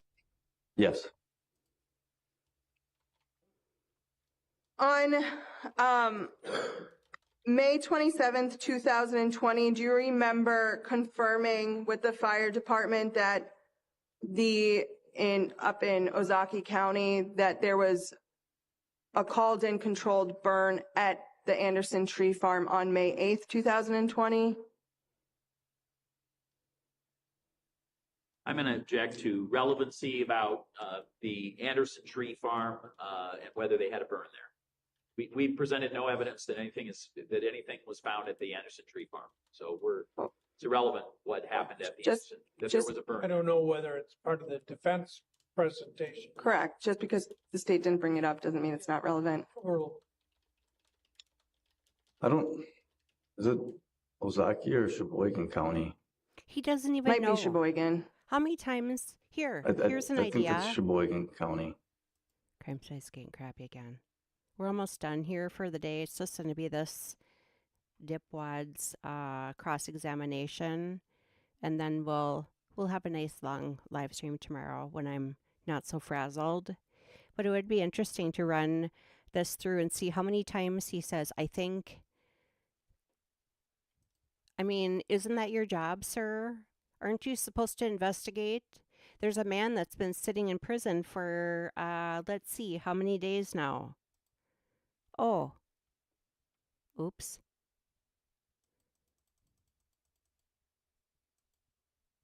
$1,326 days. 3 years, 7.5 months.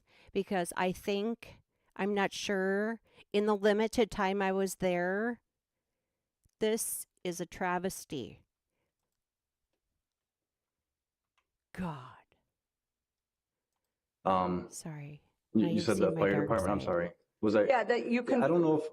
I don't believe that it was. I believe the fire department responded, and ultimately it was determined it was a controlled burn. I don't know if it was. I don't recall it being them calling and saying they're having a controlled burn. I don't remember. Because if that was the case, I don't know This why is the a fire drinking department would have game. responded. We'd So be probably dead I don't from recall the alcohol order, poisoning. but definitely the fire department responded, and ultimately it was determined to be a controlled burn. Okay. And there had been no other information that there was an additional fire after that one. I'm not able to Oh, what are to you able to determine do, that. I sir? believe Apparently not much. Agent Hammer was there. Yeah, So but I can't speak to that. because you don't have any information that occurred, that a subsequent fire occurred. You don't have any information about that. Well, that isn't actually what you asked him.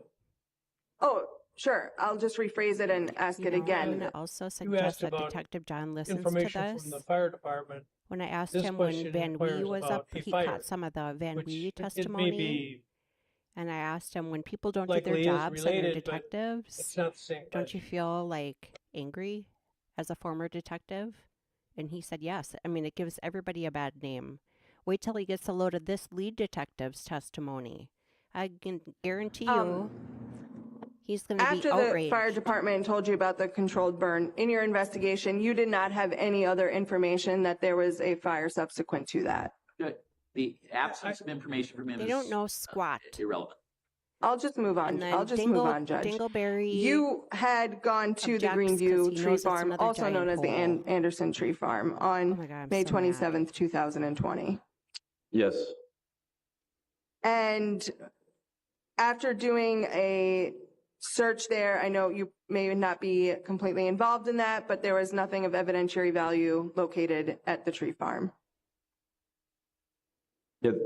So there were multiple items of evidence that were collected, but ultimately, yeah, nothing that we believed was directly associated to the incident. Okay.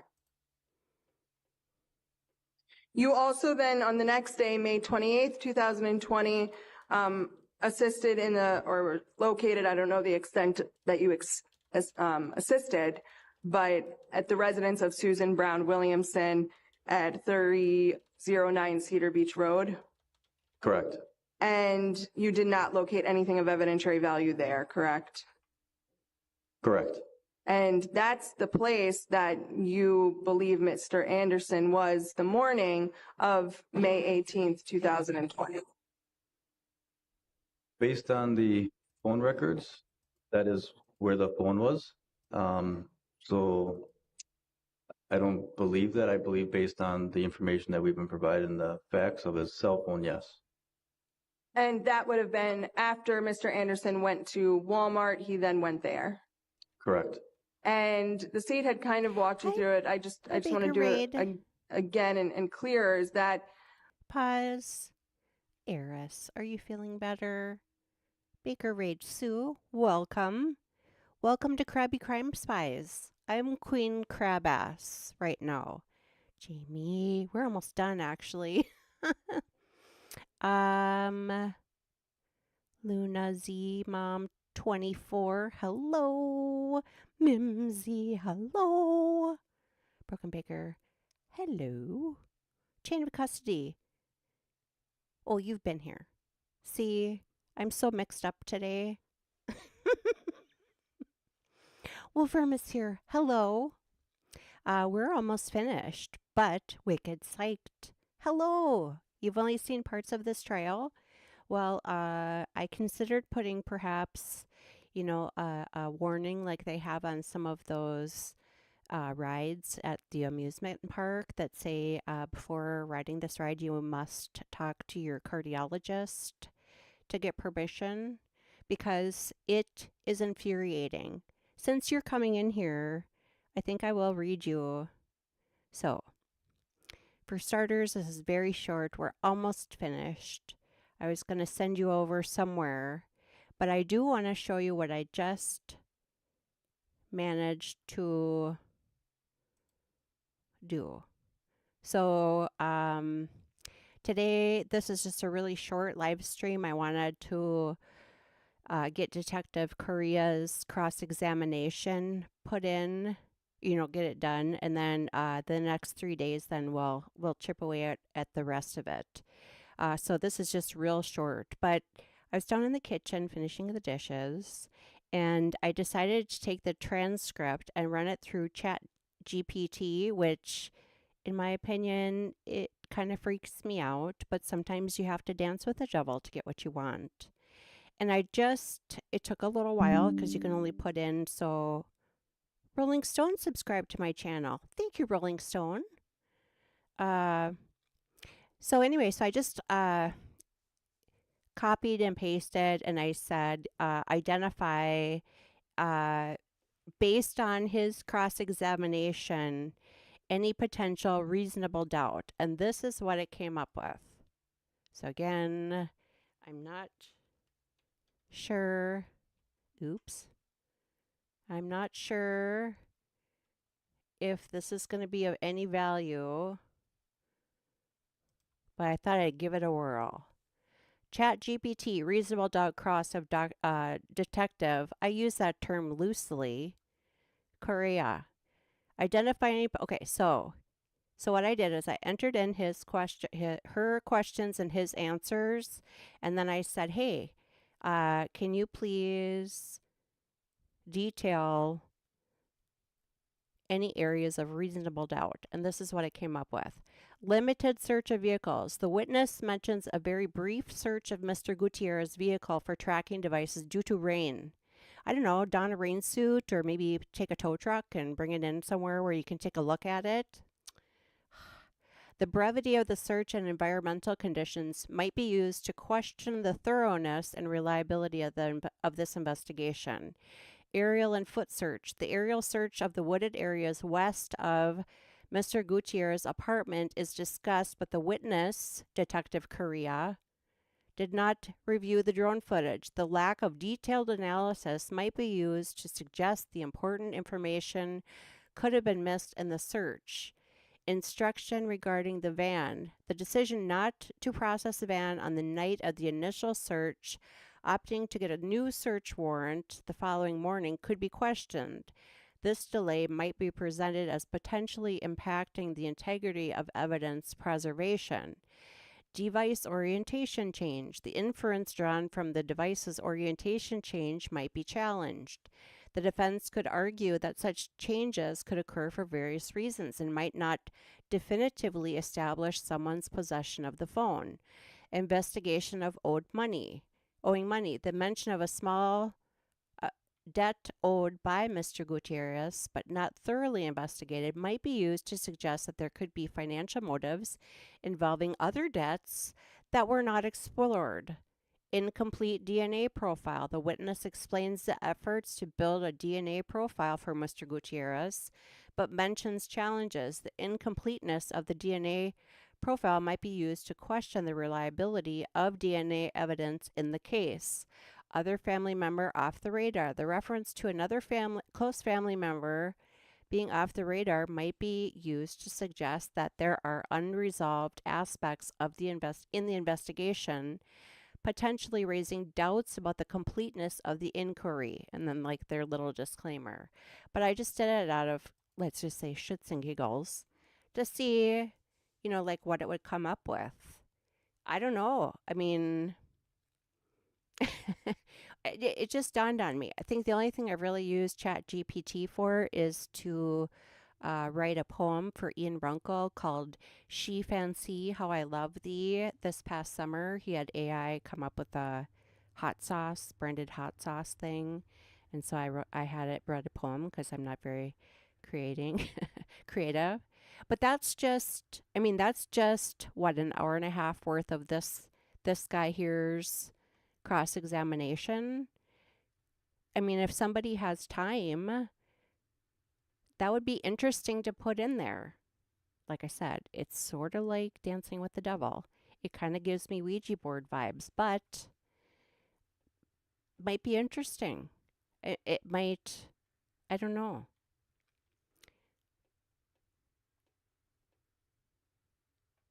Let's see. Moni G, hello. This is amazing. What is the source of the printed info on this screen? The source is a transcript underneath the video. Here. You can toggle the timestamp underneath the video. And granted, it's AI generated closed captioning. So, there's a lot of spelling errors, but, to get the gist of it, I tried to copy and paste it, and it takes a little while. I tried to copy and paste it. I think I started like day 7 or something. And I'm like, I wonder if this could be used for something. And it's just kind of been waffling in my brain for a few days. And I was doing dishes. And I'm like, oh, maybe I'll just, because today is so short, I thought maybe I'll just grab like just his testimony.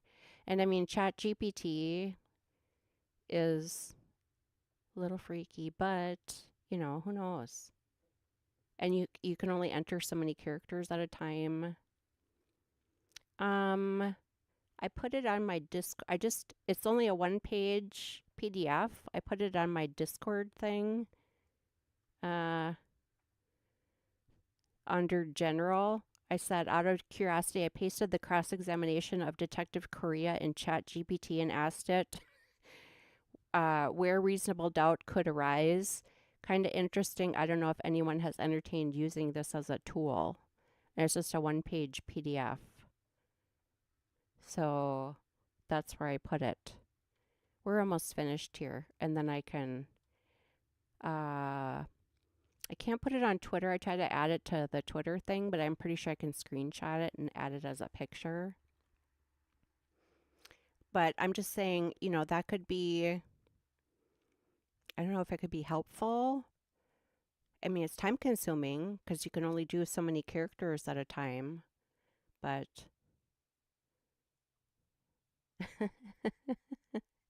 yeah, I do try to put all the links underneath. I've got a little issue with my Anyway, we're almost done here.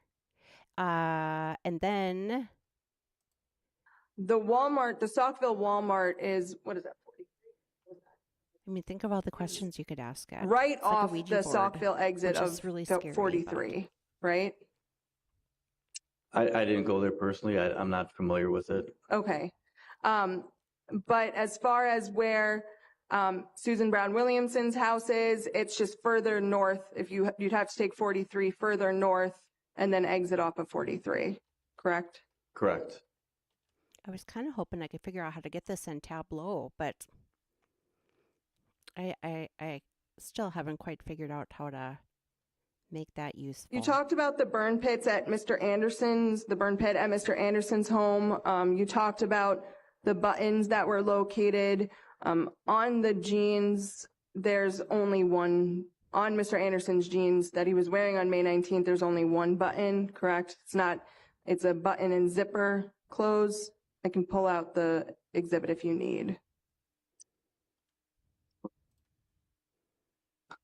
We have an overview of the jeans photo. Otherwise, I can definitely open them back up. I think there was the close-up that the state had taken. I can't remember. Was it a? There was a photograph. Yeah.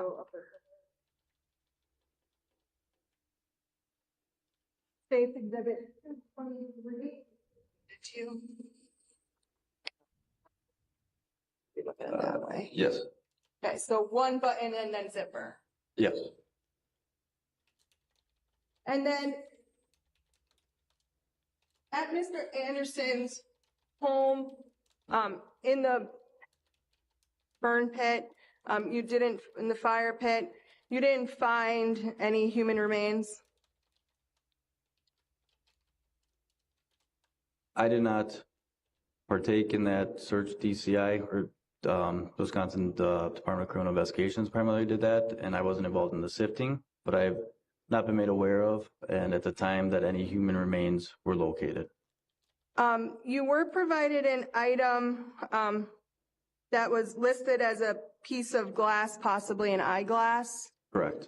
And do you remember taking that to someone? Yes. And it was determined that it was not from an eyeglass, correct?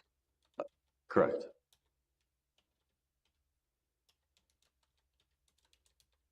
You also reviewed Mr. Anderson's email records from MATC, Correct.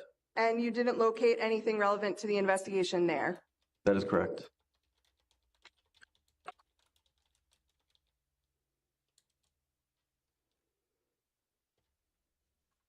I talked about the Cellbrite report for Mr. Gutierrez.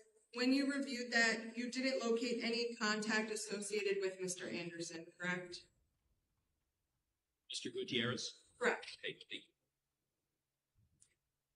Wait, there was no contact, like text messaging, phone calls, etc.? Emails. Correct.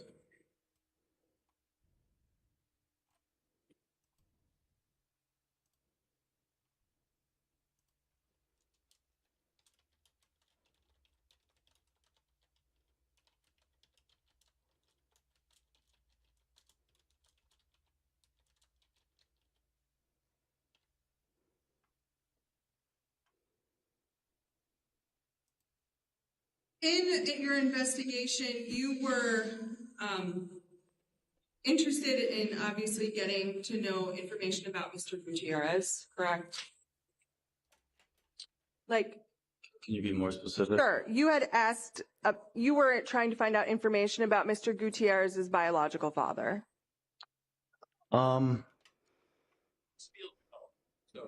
This area of inquiry feels irrelevant. So I don't know. object. The objections are So that information was being sought for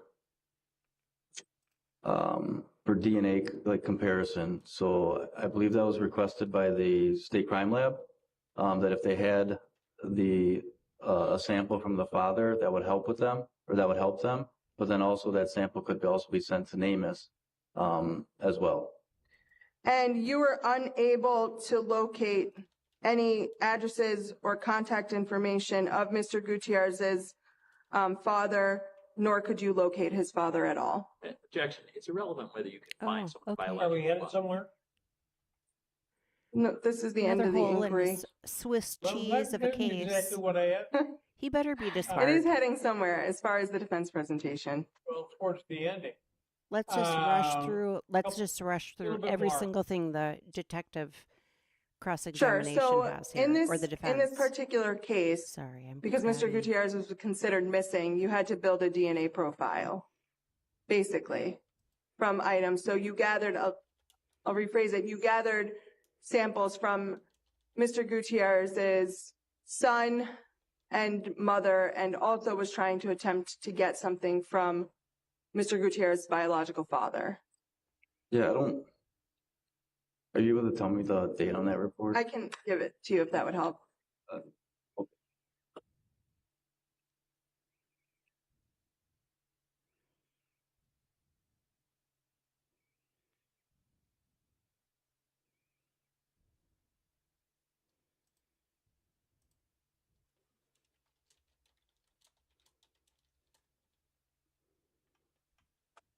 So I apologize, Judge. I thought that we had one question. Okay. Are we? Thought what? I thought we had one question on this area, and Well, you my, thought wrong. my objection was relevance, and I think we're on the third question at this point. Well, she said she was headed towards the end. And in a moment of weakness, I let her ask additional questions. but Moment she's of headed weakness. towards closing it out. Yeah, and I Sir, apologize. maybe I if you thought you had wanted your me to full read faculty, more of the faculties, foundation. this So this report trial could that have I gone a generated different was direction. April of 2021. So it's about a year now, almost after the event. So at some point, our investigation turns from a missing person investigation to possibly a deceased person who we just haven't found. Aside from all the efforts that we made, we just couldn't find. So by obtaining that profile, if human remains are found, I guess anywhere, and those remains are sent to NAMUS for DNA profiles, or I don't know how exactly they determine that, there will be a profile, in which case they would possibly get a match of that DNA. And so you, though, were unable to locate Mr. Gutierrez's father then? Okay, this has been asked and answered. It's irrelevant. Okay. You had information in your investigation that a close family member of Mr. Gutierrez also was off the radar, could not be found, correct? Oh, come on, Judge. That, Oh, sounds kind of could it be irrelevant. that that's another hole in your It's not case, as far as their Dingleberry? investigation Well, into other. yeah, I think that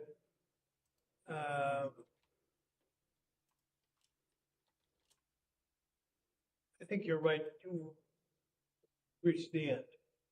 So I'm asking that that question and answer be stricken. Whether There wasn't an answer, was there? No. well, the entire suggestion that to a jury that something an unfinished investigation or an investigation for an entirely different purpose about a relative should be in some way parallel Well, here. there's no It's evidence improper. on that whatsoever, so it's nothing in the case, okay? Any question? Okay.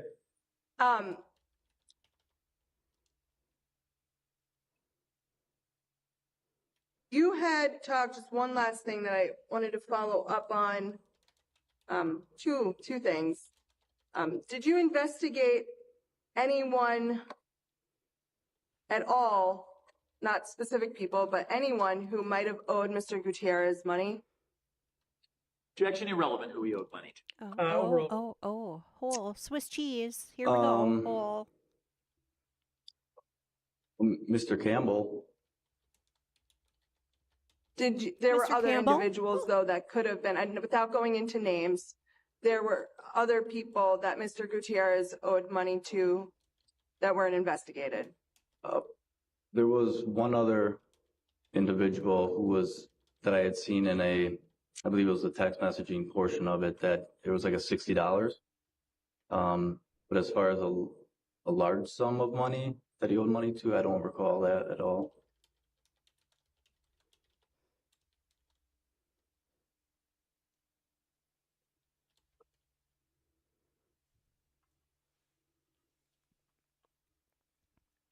Iris, if you're watching, I copy and pasted do the YouTubey things. Now it's a bot.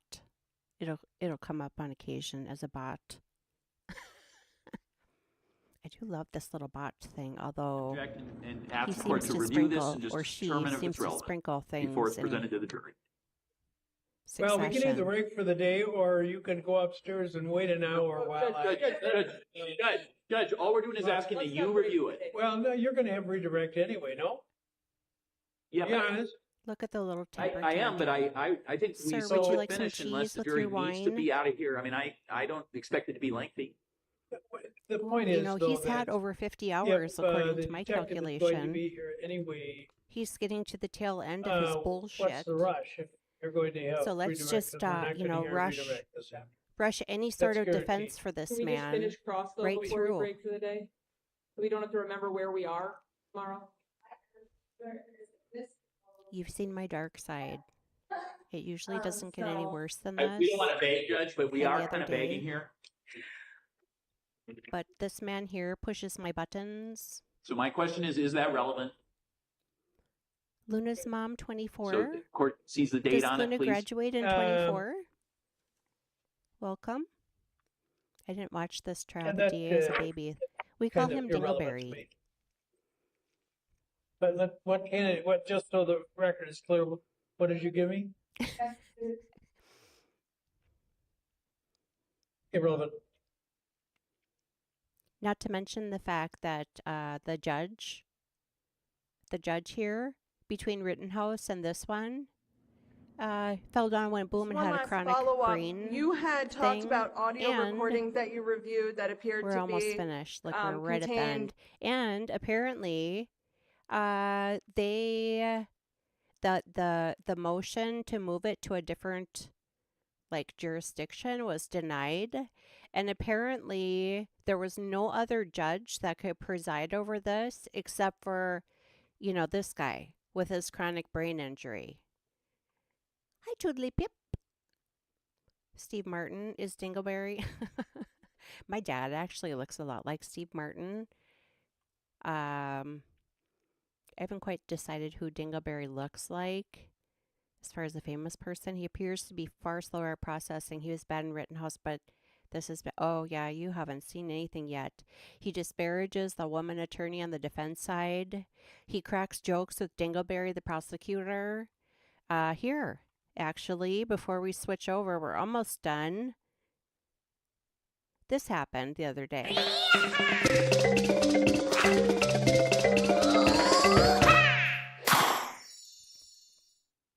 Yeah, that's right. He found an orange in his pocket. Let's do it one more time.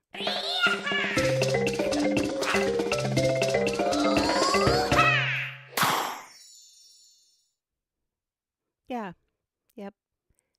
That's and actually Soloman Anderson was in the chat you know, for many of the days over the holidays, and I asked him, well, I thanked him that his family has maintained a sense of humor through this cluster fook, if you will. And he was the one that actually suggested perhaps like a Zelda WoW, which I couldn't find, but I thought that one was really clever. Just in time for the orange. Hi, Farrell. We're almost done. I'm so crabby. I hate this. Everything about this is wrong. We're almost done. And then I'll give you my thoughts. Voices consistent with Miss Beecham, Which? her daughter, and Mr. Anderson. Correct. There were no recordings that included Mr. Gutierrez, correct? Audio recordings? Correct. Not that I'm aware of, no.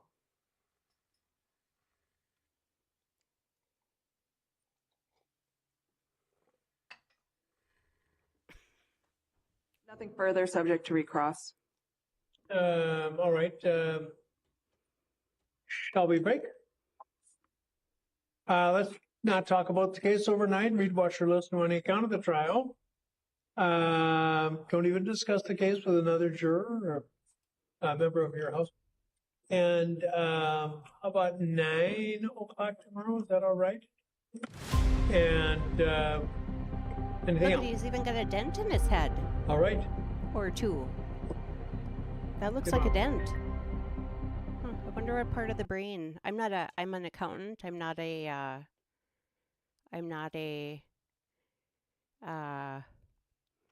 you know, MD, if you will.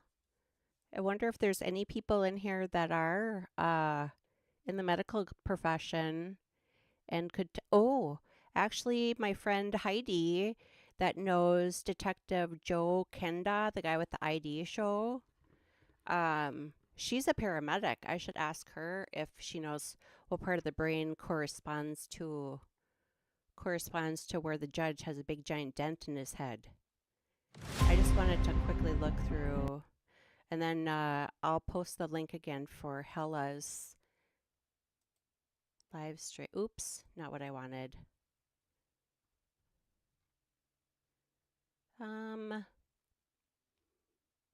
So there's more tomorrow. So day 13, Detective Korea. Julianne, crime scene response specialist. Nathan, Rosalio's neighbor. Jennifer, Rosalio's neighbor. Another one of the hoes from the ho ladder. Financial crimes detective. Marquand, the snitch, and another former cellmate. So tomorrow will be another long day. I think I have it scheduled for 12 o'clock my time, which is 1 p.m. Central Standard Time. It is 5 hours. If I can, I'll start it early, and I'm going to go back to there's a there's a there's a thing with Restream when you direct connect it with OBS and then you schedule a live stream and you go live. The schedule link is not the same as the link to the live stream. I don't know why that happens. So I think what I'm going to do, because we haven't had a whole lot of the spins when I have it directly connected. So I do like that. So I think going forward, I'm not going to post. I'll post like the time that I'm going to start. So it'll be, I have it tomorrow, Friday, noon my time, which is Central Time, so 11 p.m. Eastern, unless I can manage to roll myself out of bed and get ready a little earlier. And then same time, Saturday, Sunday. But my plan is to be finished by Sunday night because we've got 5, 8, 11, 12, 13, probably 14 hours left between day 13, 14, closing arguments, sentencing, verdict. I'm not sure if these two are supposed to, I'm assuming it goes from here to here to here. I don't know. All right. I did want to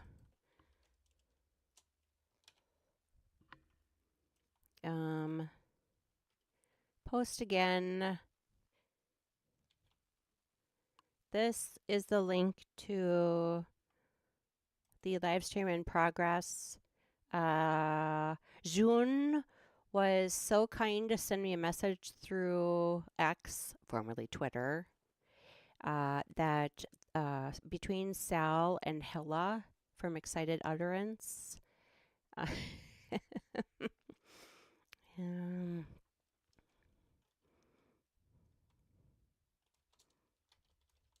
let's just leave it at this, feral.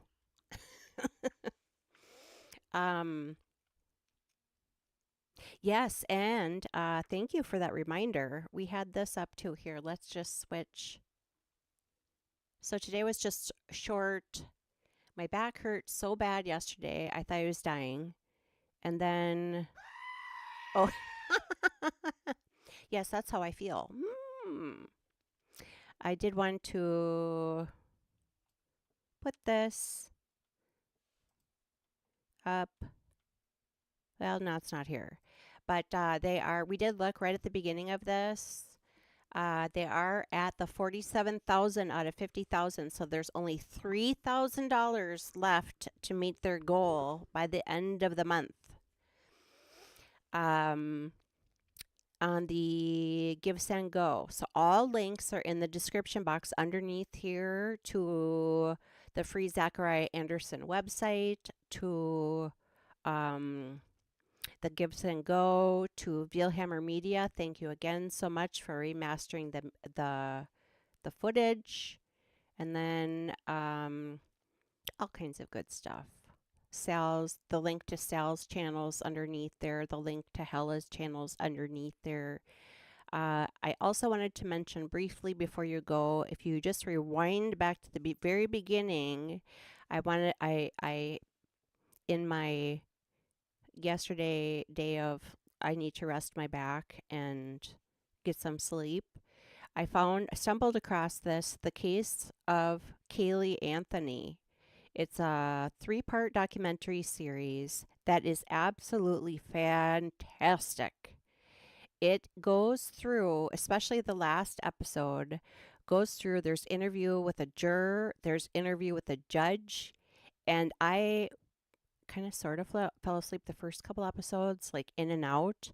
But what I heard was, in my mind, so parallel to this trial, meaning the way that trial was conducted led to her acquittal. Now, whether or not you feel like she was involved, or you feel like she did it by herself, or you can't stand looking at her face, or whatever, throw that out and just look at it as a lesson in how trials should be conducted, meaning the state has the burden to prove the defendant guilty based on the charges. The defense has to poke holes and hammer home to the jurors where the reasonable doubt is. It doesn't have to be, several things, reasonable doubt. It just has to be one thing. Hi, Scott McGinnis. We're almost finished here. Thank you for stopping by. But I have done on Kick and Rumble, predominantly Rumble, documentaries, but I would love to do that. And Detective John, who has popped in here a couple times, he was one of the detectives that showed up at the motel that George Anthony was at when he had left the unaliving note at home. He was a responding officer. I would love to see if he had time to also watch that with us. It's first episode's hour and a half, second hour and a half, last one's 45 minutes. So we could do it in small pieces, or we could do it, as one big long marathon after this trial is over. But I thought it was very insightful, just showing how a trial should be run, or how the prosecution didn't prove their burden. The defense poked holes in the prosecution. So I don't know. I know it's very controversial, but I kind of like the controversial stuff, to be honest. That's why I like politics. Because it opens up the discussion, and it opens up people's eyes. Okay. All right. So I did drop the link earlier for those of you who want to go catch the Gypsy trial. I don't think I have a closing for you, so I'm just going to cut it off. But stay tuned. The next 3 days is scheduled to finish out this trial. I know everybody is really busy this week, getting back to work and getting back into the swing of things after the holidays. So I sort of didn't feel horrible about not doing anything yesterday and a short one today. I almost actually didn't do one today, but I thought we have so little to do. And look, it's still 2.5 hours. Yeah, there you have it. Now, if I go into studio mode, what's going to happen? Do I have an out? I do. It's still the Christmas one. Oh, thank you, Luna's mom, 24. I have triplet girls who are graduating in this year, 2024. So I was wondering if Luna is also graduating in 24. Maybe Luna was born in... No, it's only been a few days. Okay. All right, so here's my Christmas out, because I don't have the not so loud Zachariah Anderson one. But we'll see you tomorrow. Tomorrow will be a long day, so do your stretching. Bye.